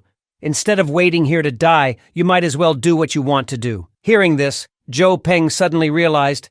He struggled to get up, staggering back up the stairs. After returning home, Zhou Peng rushed into Fang Yuqing's room, kneeling down before her with a thud. Seeing Zhou Peng in this state, Fang Yuqing was instantly scared into screaming, "Zhou Peng, what are you doing?" Zhou Peng, his eyes bloodshot, stared at her intently. "Fang Yuqing, will you marry me?" Fang Yuqing frowned. Disgust filled her eyes. She instinctively pinched her nose. "I won't." She shoved Zhou Peng to one side, bitterly saying, "Get out of here, you're about to die. You stink, I have to go find Zhang Yi. Who do you think you are? You're not even a spare tire in my book." Zhou Peng broke down. He had given so much for Fang Yuqing, even his own life was at stake. But Fang Yuqing never had a heartbeat for him from beginning to end. In desperation, Zhou Peng grabbed Fang Yuqing's neck tightly, shrieking hysterically, "You love me. I'm going to die soon. Let's go to hell together forever." Seeing this, Fang Yuqing fearfully slapped Zhou Peng. "No. Get away from me. You smell so bad, disgusting. You dare call me smelly? Isn't it because of you that I ended up like this?" Fang Yuqing, her face turning purple from Zhou Peng's grip, struggled desperately. "Who's to blame if you're useless? Desperate loser." Meanwhile, after a night of deep thought, Zhou Qier finally agreed to Zhang Yi's proposition. She knew it was a test from Zhang Yi. Although dangerous, if she didn't do it, she wouldn't last long under Chen Zhenghao. With this thought, Zhou Qier slowly walked towards the kitchen. She told Chen Zhenghao that she wanted to help in the kitchen. Hearing this, Chen Zhenghao thought Zhou Qier had come to her senses, nodding his head in approval. "That's best. I knew you couldn't resist. You still have some use for me now." Zhou Qier turned her head back and returned to her usual aloof demeanor. She slowly said, "I don't want to die. I want to live." Hearing this, Chen Zhenghao finally relaxed. He waved his hand nonchalantly and let Zhou Qier into the kitchen to help. Once inside, Zhou Qier picked up an axe and started to chop wood for the fire. Energy is scarce these days. Cooking can only be done by burning furniture. Although she had agreed to Zhang Yi's terms, she couldn't help but feel a bit hesitant about this kind of meat. After a while, a little brother asked Joe Kier to watch the fire. Don't let it go out. Then he turned and left to prepare the ingredients. Seeing this, Joe Kier knew her chance had come. First, she pulled out a small bottle from her pocket, poured all the liquid inside into the pot. Then, fighting the nausea in her stomach, she carefully stirred the pot. At mealtime, she served everyone a large bowl of meat soup. Chen Zhenghao, looking at the steaming meat soup in his bowl, smiled. I never thought the day would come when Dr. Zhou would join us. In order to gain their trust, Joe Kier also served herself a bowl of soup and quietly went back to her room. They had no idea that Joe Kier had drugged the meat soup. Back in her room, Joe Kier waited silently for the drug to take effect. She had put most of a bottle of sleeping pills in the pot. These sleeping pills work quickly. Just one pill can put someone into a deep sleep in 30 minutes. Now all she had to do was wait and pray that Chen Zhenghao wouldn't notice she had tampered with the soup. In no time, Chen Zhenghao and the others fell asleep on the sofa. Seeing this, Joe Kier knew the drug had taken effect. She took a deep breath and immediately messaged Zhang Yi. I've given them a large dose of sleeping pills. They've all passed out. What are you planning to do next? Zhang Yi replied flatly. Drag them to the balcony. Seeing that Chen Zhenghao and his group were all here, I immediately let out a cold sneer. You guys finally fell into my hands, huh? Joe Kier saw me smirking on the other side and nervously asked, Do you plan to kill them all? Hearing this, I smiled and directly tossed a hemp rope over. You guessed wrong. The one to take action is you, not me. Now find the gun on Chen Zhenghao and throw it to me. Then tie them all to this railing. Upon hearing this, Joe Kier hesitated. If she was really to kill, she didn't know if she could do it. Before she could think more, I pointed a handgun directly at her. You only have this one chance, miss it, and it won't come again. Seeing that I wasn't joking, Joe Kier had no choice but to follow my instructions and tie up Chen Zhenghao and his group. Then she found that ostentatious handgun on Chen Zhenghao. Just then, I pointed the handgun directly at Joe Kier's head, took out the gun's magazine, and then threw it over. Hearing this, Joe Kier looked hesitant. How do I know you won't suddenly turn against me? But I just laughed. Do you have any other options now? In such extreme weather, you won't last long without my help. Upon hearing this, Joe Kier had no choice but to remove the magazine according to my instructions. And then she threw the handgun to me. After receiving the gun, I carefully examined it. Confirming that it was the same one Chen Zhenghao had used before, I turned and went back to the room. Next, I took out a water pipe and opened the valve, spraying it directly at Chen Zhenghao's group. Joe Kier was shocked to see this. This way of turning people into ice lollies was utterly cruel. Chen Zhenghao, who was sleeping soundly, was frozen awake on the spot. The few underlings next to him were also screaming from the negative 100-degree cold water. Looking at his bound hands and feet, Chen Zhenghao realized that he had been drugged. Immediately, he twisted his head to look at me. Zhang Yi, you are so despicable. Hearing this, I just laughed. You dare to call me despicable? It's time to send you guys on your way. With that, I opened the valve again. The next second, a thick column of water sprayed directly at several people. In such extreme cold, no one can withstand negative 100-degree water for 3 minutes. Sure enough, Chen Zhenghao and his group on the other side had already been frozen into ice lollies. Just at that moment, Joe Kier received my call. You've done a good job. You've passed the test. After hanging up the call, Joe Kier collapsed on the ground. Though she could finally survive, she was no longer the white-robed angel. Under my guidance, Joe Kier had successfully proven her value, and I naturally kept my word, deciding to let her live in my house. A moment later, Joe Kier cautiously arrived at my front door. Although I could see from the surveillance that she didn't carry any dangerous items, I didn't dare to be careless, so I picked up the handgun, pointed it at the door, and said coldly, "The door's not locked. You can come in." Upon hearing this, Joe Kier nervously pushed open the heavy steel door. Seeing her enter, I immediately locked the door, and Joe Kier collapsed directly on the floor. At this moment, a long-lost sense of warmth was filling her body. Joe Kier knew that I was living a decent life, but she didn't expect it to be this good. Apart from ample food, there was even a heating fireplace. Compared to the -100-degree weather outside, this was a warm paradise. But just as she was about to lose herself in this comfort, I put the gun directly to her back. "Dr. Joe, don't rush to enjoy. You don't think you've passed my test that easily, do you? Now you need to do one last thing. That is to prove to me you're not dangerous.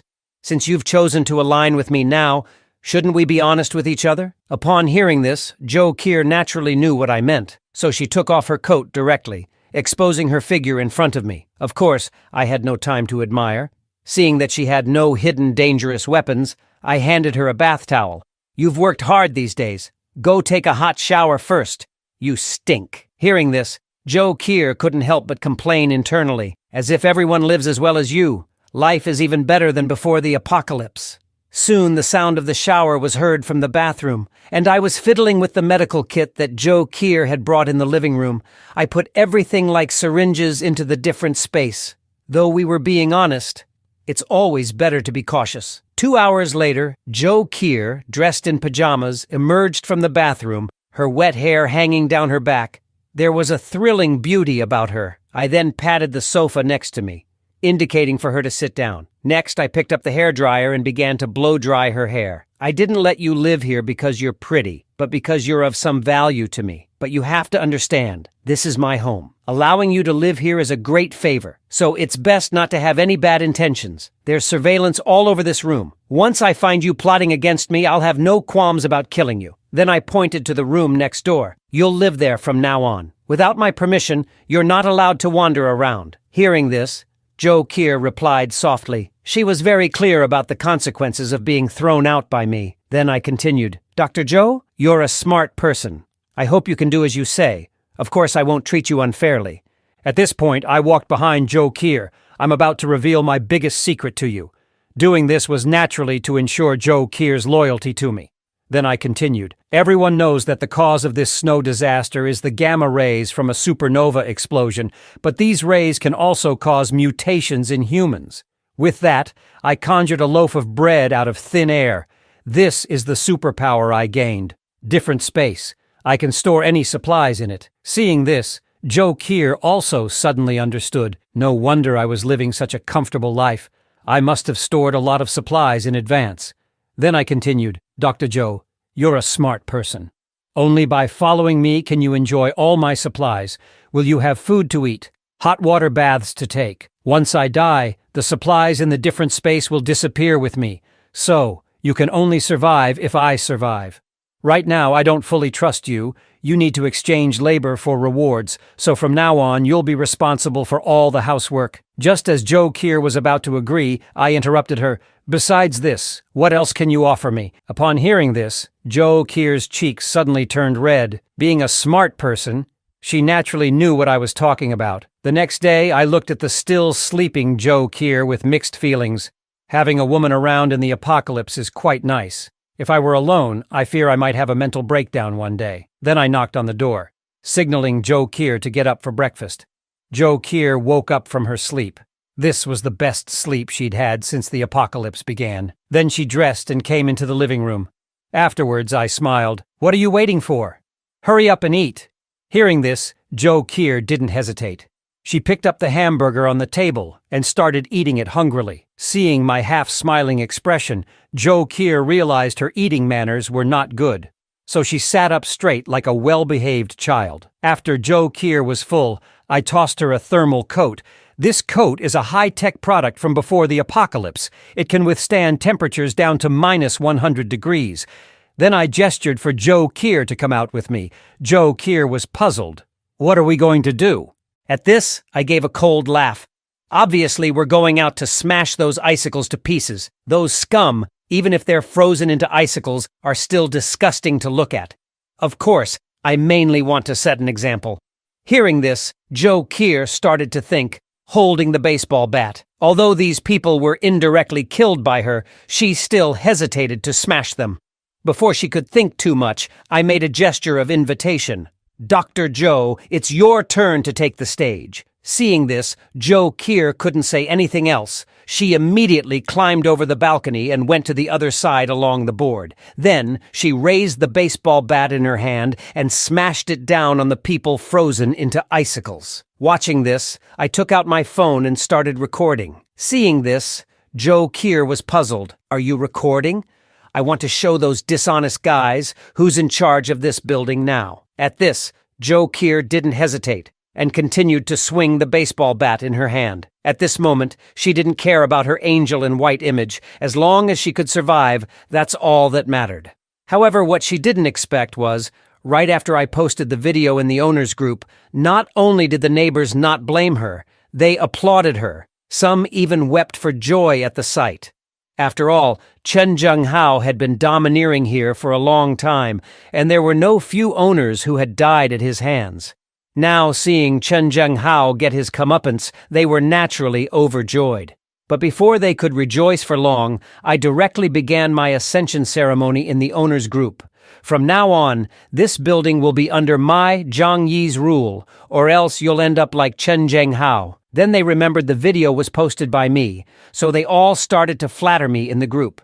Upon seeing the message, Fang Yuqing was the first to call me. I was surprised to get her call. I didn't expect this bitch to still be alive. I heard Fang Yuqing say pitifully on the other end of the phone, "Brother Zhang Yi, Chen Zhenghao is dead. Can I come to your house for food and warmth? I don't allow you to be with that woman Joe Kier. You belong only to me." Hearing this, I just laughed. "So you're not dead after all." Hearing this, Fang Yuqing seemed to understand. "I get it now. Brother Zhang Yi thought I was dead, and that's why he's with that woman Joe Kier, right? I'm coming to live the good life with you now." But her best friend and Wang Min were not happy about this. Their miserable lives were all because of Fang Yuqing. They would naturally not allow Fang Yuqing to have a good life. Soon, the sound of the three women fighting with each other came from the other end of the phone. Seeing this, Joe Kier hurried over. She felt a sense of crisis at this moment, afraid that I would run away. This scene suddenly gave me a wicked idea. "Fang Yuqing, in the last life, you made me turn into shit in despair. This time, it's your turn to experience despair." I slavishly followed her. For 18 years, I couldn't even become a backup option for her. In the end, after the apocalypse, I was deceived into becoming food for her. So, I immediately sent a cozy photo of Joe Kier and me to Fang Yuqing. Then I expressed regretfully, "Fang Yuqing, you're a good person, but I've found true love now. Let's not contact each other anymore. I don't want her to get the wrong idea." Upon hearing the voice message, Fang Yuqing hurriedly broke free from Wang Min to pick up her phone. After seeing the photo, she exploded. "Zhang Yi, the one who truly loves you is Fang Yuqing. Joe Kier is only with you for the food." Hearing this, I laughed. "Aren't you the same? Moreover, Joe Kier is far superior to you in every way. How could I give her up for you?" After reading the message, Fang Yuqing burst into tears. "I don't believe it. I don't believe it. You were so devoted to me before. How could you change so suddenly? It must be that bad woman Joe Kier who did something."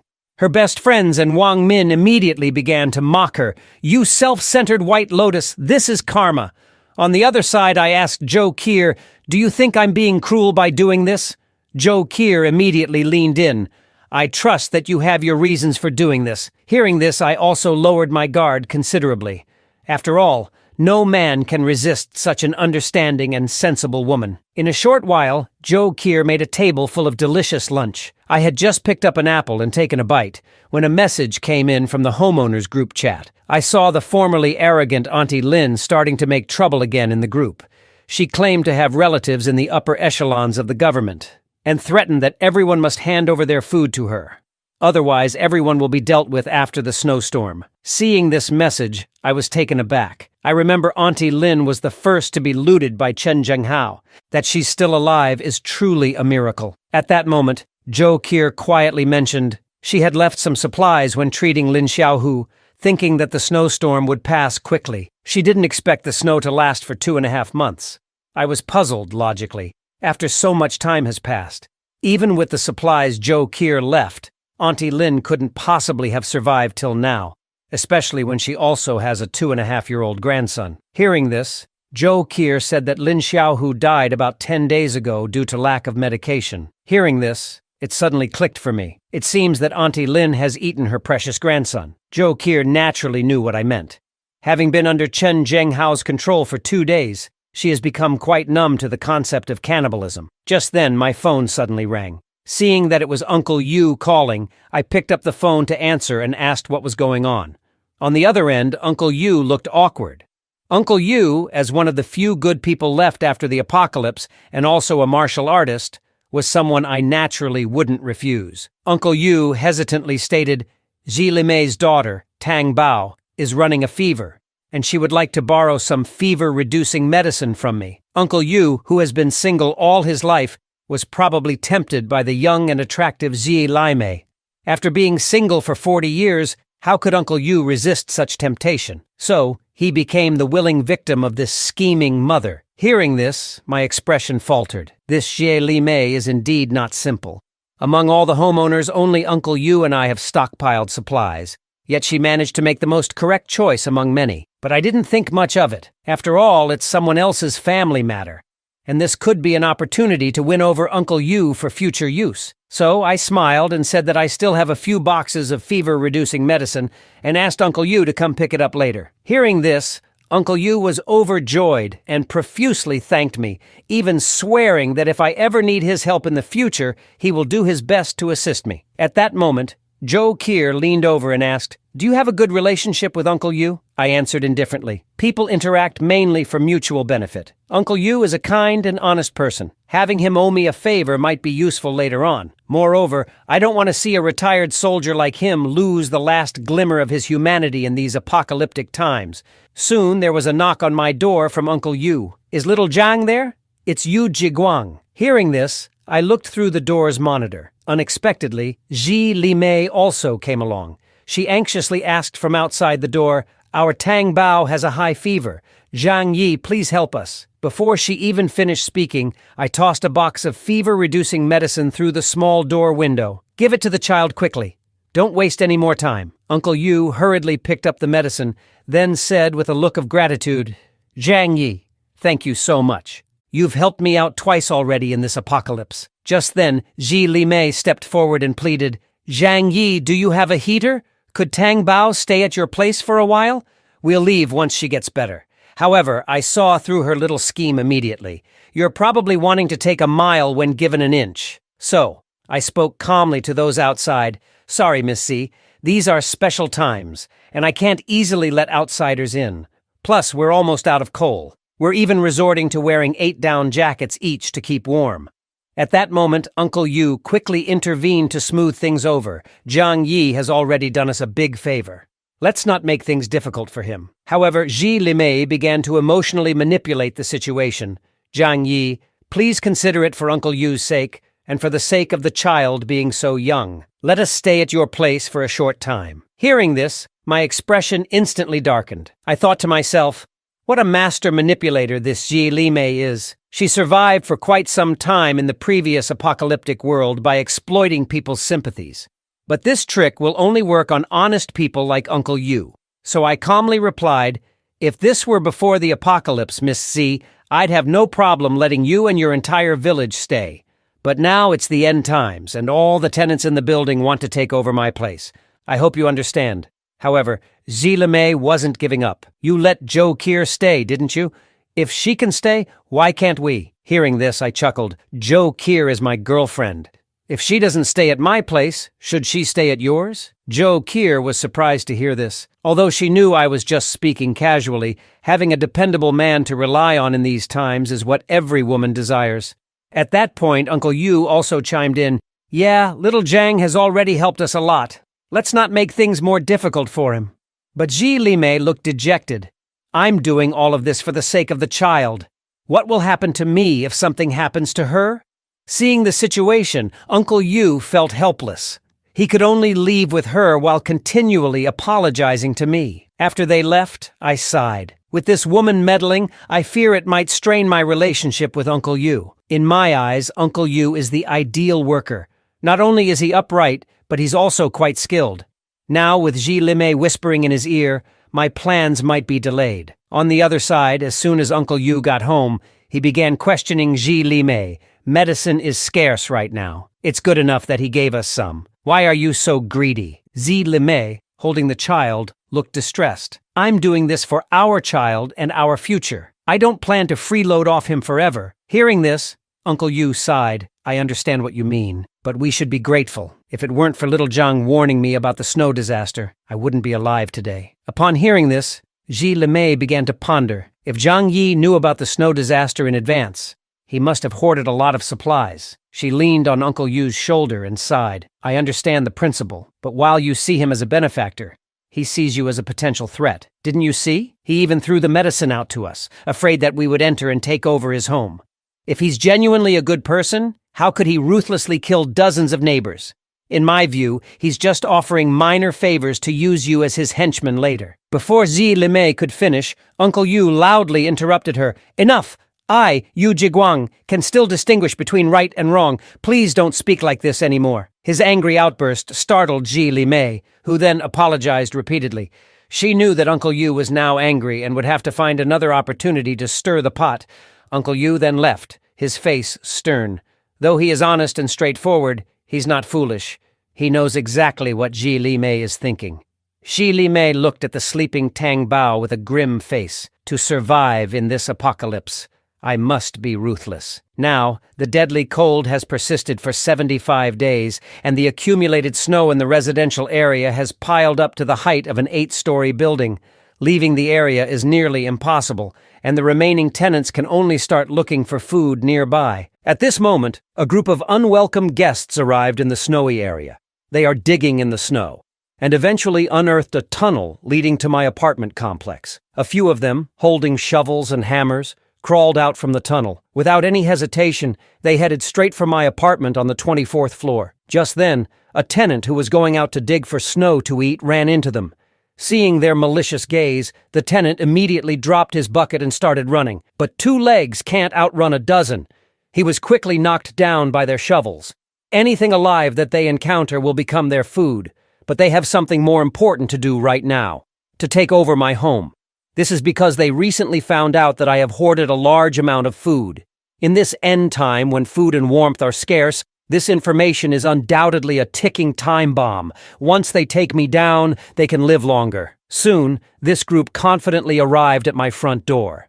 A young man skilled in demolitions stepped forward with a bundle of C4 explosives. After lighting the fuse, he sprinted towards the end of the corridor. Moments later, a deafening explosion resonated throughout the building. The loud noise instantly jolted me awake. Given the situation, I couldn't afford to think too much. I hurriedly grabbed my handgun and checked the surveillance equipment. I saw a group of unfamiliar faces sneaking around at the end of the hallway, discussing something. From the tools they were holding, I quickly confirmed their identity. They were a group of construction workers from the neighboring building. I remembered that their group consists of about 20 or more people, and the fact that they're boldly heading for my place indicates that news of my stockpile has leaked. Outside my door, the group seemed puzzled. Old donkey, what kind of crappy bomb did you bring? It can't even blow open a simple door. Hearing this, Old Donkey rubbed the back of his head. Maybe the explosives got damp, reducing their potency. Why don't we just break in? We're professionals at tearing down buildings. Seeing this unfold on my monitor, I was instantly furious. If the tiger doesn't show its might, you think I'm a sick cat, huh? I immediately took out the white phosphorus I had previously hoarded from another dimension. Quickly, I made some simple white phosphorus grenades, and along with some incendiary grenades, threw them out of the small window by the door. When white phosphorus grenades explode, they instantly generate temperatures of up to 1,000 degrees Celsius, melting objects nearby. Soon, 2 people at the door who couldn't dodge in time were instantly melted by the high heat. The fire rapidly spread throughout the corridor. Old Donkey, who was on fire, was about to shout to his companions, but the next second a bullet went straight through his head. I then picked up my handgun and fired several shots at the people outside. This scene left the team leader, Second Uncle, stunned on the spot. They had thought they could easily take over my home, but they didn't expect my house to be not only extremely secure, but also equipped with such lethal weapons. Soon, the last worker approaching my front door was shot dead by me. Looking at the several burning bodies on the ground, second uncle didn't dare hesitate any longer and hurriedly led the remaining people to escape back to the neighboring community, fearing that they too would be reduced to ashes if they were a second too slow. I, however, stared at the handgun that had run out of bullets and fell into deep thought. In this apocalyptic world, there will undoubtedly be interest groups stronger than these workers. To deal with these tough characters, I need to acquire even more powerful weapons. Moreover, these guys clearly came prepared. I must find an opportunity to completely eliminate them. I then returned to the room to comfort the already terrified Joe Kier. Don't be afraid. I've driven those people away. Hearing this, Joe Kier looked at me with tearful eyes.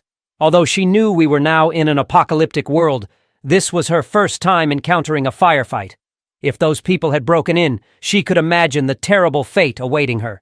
But upon hearing that I'd driven those people away, Joe Kier felt considerably relieved.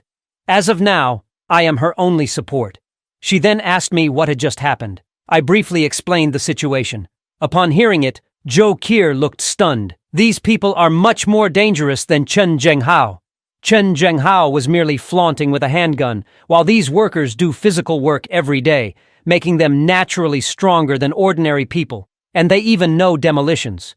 We have to resolve this lingering problem as soon as possible, otherwise we won't even be able to sleep peacefully in the future. Upon finishing my thought, I took a look at my phone. It's time to find some expendable people to do some work for me. At the same time, the homeowners group chat was blowing up. I simply explained the situation in the group. Upon seeing the message, the homeowners started to fawn over me.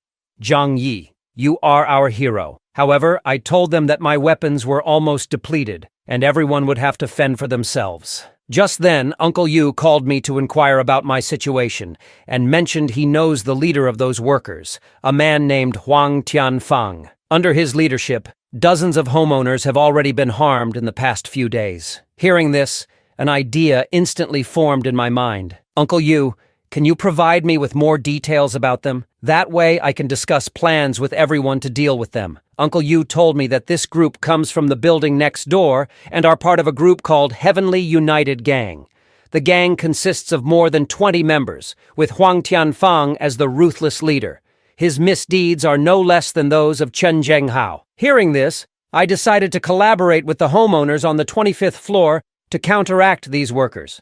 They've suffered a significant loss at my hands this time, and will definitely look for another opportunity to strike back. Unless we eliminate them, nobody will be at peace. The homeowners in my building are the sort who only respond to force, and would not easily agree to unite against external threats. What I need to do now is wait for the right moment. I then turned to Joe Kier beside me. These neighbors might show respect to me on the surface, but they'd love to tear me down behind my back. So I'll leave it to you and Uncle Yu to gather information. The sooner we understand the distribution of forces in the area, the better for our next steps. 2.5 days quickly passed. Joe Kier, dressed in work attire, listed the latest collected intelligence on a blackboard. The most significant threat right now is the Heavenly United Gang made up of workers.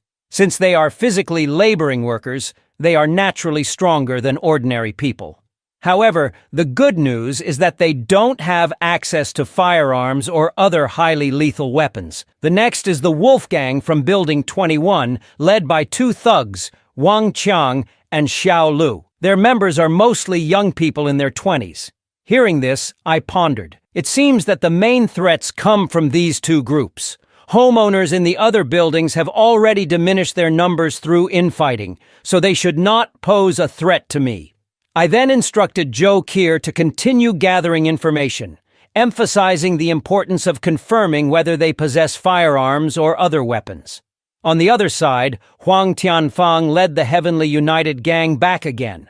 However, this time they didn't choose to directly attack my home, but decided to deal with the surrounding neighbors first. They said that if I don't come out, they'll eliminate all the other homeowners in Building 25. As expected, his words quickly ignited a strong reaction from all the homeowners in the building.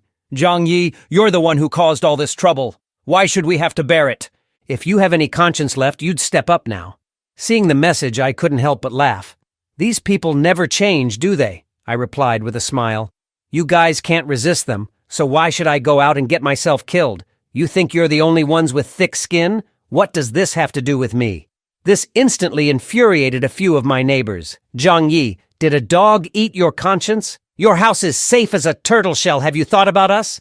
Seeing this, I was immediately enraged. These idiots really don't know the meaning of the word death. What do your lives have to do with me? When you all ganged up on me, where was your talk of conscience then? You don't really think I won't take action against you, do you? Upon reading my message, several neighbors were left speechless because they knew I would really do it. They initially thought they would survive after Chen Zhenghao's death, but now a more ruthless Heavenly United gang has arrived. If things continue this way, there'll be fertilizer long before the snowstorm ends. Looking at my neighbors who were on the verge of despair, I dialed Uncle Yu with a smile. Uncle Yu, it's your turn to perform. After a long silence, Uncle Yu suddenly spoke in the group chat. Don't be afraid, everyone. The Heavenly United gang is at most 20+ people. As long as we work together, we can fend them off. Seeing the message, the homeowners suddenly saw a glimmer of hope. Uncle Yu is right. We'll all support you wholeheartedly. However, Uncle Yu then revealed that he hasn't eaten for several days. He said that if we want to win this fight, it would have to rely on Zhang Yi. Not only can my house afford 3 meals a day, but we also have weapons, making me the most suitable leader for the group. Seeing the message, I couldn't help but smile. I didn't expect Uncle Yu, this seemingly honest man, to be quite skilled at manipulating people. Soon Uncle Yu sent me a private message, asking what we should do next. Seeing that the timing was about right, I told Uncle Yu to keep supporting me in the chat. I must seize this opportunity to make everyone listen to me. Only then can our building be safe in the future. Then, I coldly stated in the homeowners group chat, I'm willing to talk more with you all only because of Uncle Yu. I can help, but under one condition. You all have to listen to me. No sneaky moves behind my back. Hearing this, many homeowners quickly responded, as long as you're not sending us to our deaths, we'll do whatever you say, Zhang Yi. Of course, I didn't believe these people would be so cooperative. I immediately replied, I won't send you to your deaths, but I will need you to take up arms against the Heavenly United gang. Can you do that? The chat went silent. What's the difference between this and sending us to die? Seeing that no one was responding, I laughed. So you all want me to go out there and risk my life alone, is it? Joe Kier, who was standing beside me, was also speechless at these cowardly neighbors. I continued in the group chat, if that's the case, there's no need for further discussion. You can wait for the Heavenly United gang to take you out one by one. My front door is made of steel, so I'm not worried. Seeing this, Uncle Yu hurriedly supported me in the group chat. If we continue like this, we're all doomed. Instead of waiting to be slaughtered, why not fight together for a chance at survival? Hearing this, the homeowners realized the severity of the situation. Uncle Yu is right. We might as well give it our all. Seeing that all the homeowners had no objections, I immediately stated, from now on, everyone must follow my instructions. If I find out anyone is trying to sit back and reap the benefits while doing nothing, don't blame me, Zhang Yi, for being ruthless. Hearing this, everyone in the group chat started tagging the other homeowners who were playing dead. We're at a life and death crossroads now, so pretending to be dead any longer would make it real. I also know the principle of ruling with a balance of kindness and sternness. So, I continued in the chat, since you all have chosen to follow me, I won't let you down. As long as you listen to my orders, I will go out and find supplies for you. To hold the building, they need at least basic combat capabilities. And luckily, I have already prepared some snowmobiles. In this snowy apocalypse, I am the only one who can move freely throughout the city. However, the homeowners looked confused after reading the message. Won't you freeze to death looking for supplies in this extreme cold? I assured them, I know what I'm doing. As a leader, I must do something for everyone. I've been a warehouse manager for 2 years and know the locations of nearby malls and supermarkets. My own supplies are also running out, and we need to find more if we want to survive. Hearing this, many homeowners were moved to tears, saying that they had chosen the right leader. But only I know the true nature of these people. In the apocalypse, human nature is the most unpredictable. The neighbors started to treat me like a god, saying that they would follow my orders without question. However, I didn't care about their flattery. If it weren't for fighting against the Heavenly United gang, I wouldn't care whether they live or die. I can't forget the pain of being torn apart in my previous life. Joe Kier looked worried. The snowstorm has lasted so long, and the outside world is almost paralyzed. No one knows what dangers lurk outside. I put on my level 3 armor and smiled at Joe Keir. I've been wanting to go out and see for a while. Now is a good opportunity. Don't worry, there are enough supplies at home to sustain you. Joe Keir, knowing I still don't fully trust her, volunteered to go with me. I pinched her fair cheek and said, "Woman, you should stay at home and wait for your man to return." With that, I turned around and left, assuring Joe Keir that I trust her completely now. Joe Keir was touched, but within 2 seconds, I secretly moved all the remaining food and coal at home into an alternate space. Then, I went down the stairs and arrived on the 4th floor. By now, the snow had piled up as high as the 3rd and 4th floors. I only needed to open the window to step directly outside, but as soon as I landed, the snow engulfed up to my knees. Luckily, before the apocalypse, I had stashed some snowmobiles in an alternate space. Otherwise, it would be impossible to move in snow piled meters high. I looked around and found that, apart from the sound of the snowstorm, the neighborhood was utterly silent. Seeing no one spying, I took a snowmobile from my alternate space, unaware that a shadowy figure in the building above was watching every move. Riding my beloved motorcycle, I headed out of the neighborhood. I'd been cooped up at home for so long, I was starting to get cabin fever. Finally, I have a chance to breathe some fresh air. After satisfying my urge to speed, I drove the snowmobile to the Heavenly Sea City police station. The primary purpose of this trip was to find more powerful weapons. The root of all fear in this post-apocalyptic world is insufficient firepower. The station was pitch black, seemingly abandoned long ago. However, a few steps in, I discovered some frozen cops huddled in a corner. Seeing their thin clothes made me uneasy. They must have been on the night shift when the extreme cold hit, without even proper clothing. After paying my respects to these officers who once protected the city, I covered them with a white cloth. Just then, I noticed a bunch of metal behind the cloth. It was a set of keys to all the rooms in the building. My face lit up at the sight. With these keys, I can easily access the armory. After paying my respects to these heroes one last time, I began to search for the armory. Soon, a room labeled Armory appeared before me. Upon opening the door, all sorts of weapons came into view. I even found a powerful sniper rifle. After some time spent defending my safe house, my shooting skills have reached the point of unerring accuracy. With these weapons, I have nothing to fear, even if several more Heavenly United gangs show up. I stretched out my hand, sucked all the weapons in the armory into my alternate space. Next, it's time to find supplies for those sniper rifle fodder neighbors. Although my safe house can withstand various forms of artillery, it won't hold if someone blows up the building's load-bearing walls. The best approach is to use these expendable neighbors as my vanguard. The snow disaster has been ongoing for 2 months now, and the shopping centers near the residential area have surely been picked clean. So I went to a large suburban mall, now buried under snow, based on memory. I cleared away the snow on the ground with my hand, then broke the skylight and slid down a rope. Seeing all the luxury goods in the mall, I couldn't help but feel sentimental. Before the apocalypse, it would take 2 months of salary without eating or drinking to afford just one item. Now, these luxury goods have become worthless debris. After storing some useful supplies in my alternate space, I went to the supermarket on the underground floor. Due to the extreme cold, the fruits inside have all frozen and spoiled. Some meat, though not rotten, had also frozen into zombie-like consistency. I picked out some still edible food and stuffed it into my bags. I wouldn't even want these items if they were given to me for free, but they'll suffice for dealing with the neighbors. Soon, I returned to the neighborhood with 2 large bags of supplies, and this scene was seen by a few members of the Heavenly United gang in the building next door. Seeing my snowmobile, Huang Tianfang's eyes immediately lit up. With such a vehicle, he could also easily go outside to find supplies in the future. The snowmobile's roar also attracted a crowd of neighbors, though greed was the prevalent emotion in their eyes. Uncle Yu, surprised, saw me carrying 2 large bags of supplies and said, "Little Zhang, you actually found this much in one go?" I sighed. With the snowstorm going on for so long, the local supermarkets have been emptied.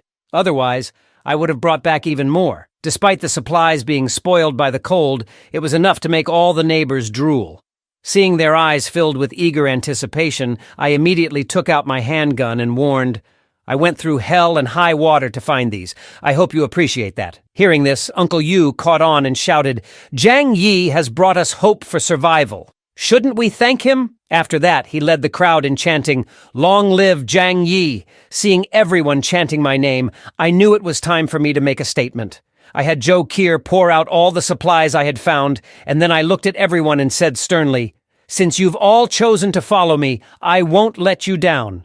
But this is the most dangerous moment, and I, Zhang Yi, will not keep idlers. If you eat these supplies, you must pick up arms against the Heavenly United Gang." Just then, members of the Heavenly United Gang arrived at our building armed and shouted, "Hand over the food, or don't blame us for being rude." Seeing this, I knew the opportunity to test these neighbors had arrived. I pointed at the Heavenly United Gang members outside and said coldly, "Anyone who can take down one of them will be rewarded with 5 people's worth of food." Hearing this, the neighbors hesitated for a moment. But seeing only 10 members of the Heavenly United Gang outside, and considering they were a group of several dozen, they felt emboldened. So the neighbors, as if injected with chicken blood, armed themselves with pots and pans and charged. Seeing this, the Heavenly United Gang members were stunned. These usually cowardly people, how come they are so brave today? Soon, both groups were fighting fiercely in the snow. For the sake of food, everyone was seeing red. And even if they were injured multiple times, they felt no pain. This was exactly what I wanted to see. I'm no saint, but if these neighbors are willing to fight for their lives, I certainly won't hesitate to provide them food. At this point, Uncle Yu shouted, "Everyone, let's go! They are not in the majority and can't hold on for long." With the addition of Uncle Yu, a retired soldier, the battle quickly turned one-sided. Seeing they were no match, the remaining Heavenly United Gang members fled towards their building without looking back. Witnessing this, all the neighbors picked up their weapons and cheered. This was their first victory fought for their own survival. Joe Keir sighed at the sight of it all. Though we won, many people were severely injured, and without professional equipment and medication, they likely won't survive for long. Moments later, I gathered all the neighbors in the building's lobby. "You all did very well. As you've seen, this is the power of unity. As long as we work together, even the apocalypse may not be insurmountable." I then turned to the 2 young individuals who performed the best in the battle. "You both did extremely well. Keep up this momentum moving forward." I then handed them 2 portions of food. Seeing this, they were so moved that they burst into tears, finally able to eat a full meal in this apocalyptic world. The rest of the neighbors were filled with regret, wishing they had given it their all. This was exactly the kind of attitude I wanted to see, so that everyone would fight against external enemies without holding back. I then gestured broadly, calling the remaining people one by one to receive today's food. The neighbors who received less food were filled with regret, wishing they had contributed more earlier. Soon it was the turn of Shu Hao, a wealthy second-generation individual, to collect his food. I tossed him a small piece of candy. "This is your food for today." Seeing that others had at least a piece of biscuit, and he only had a candy, he immediately roared, "This is not fair!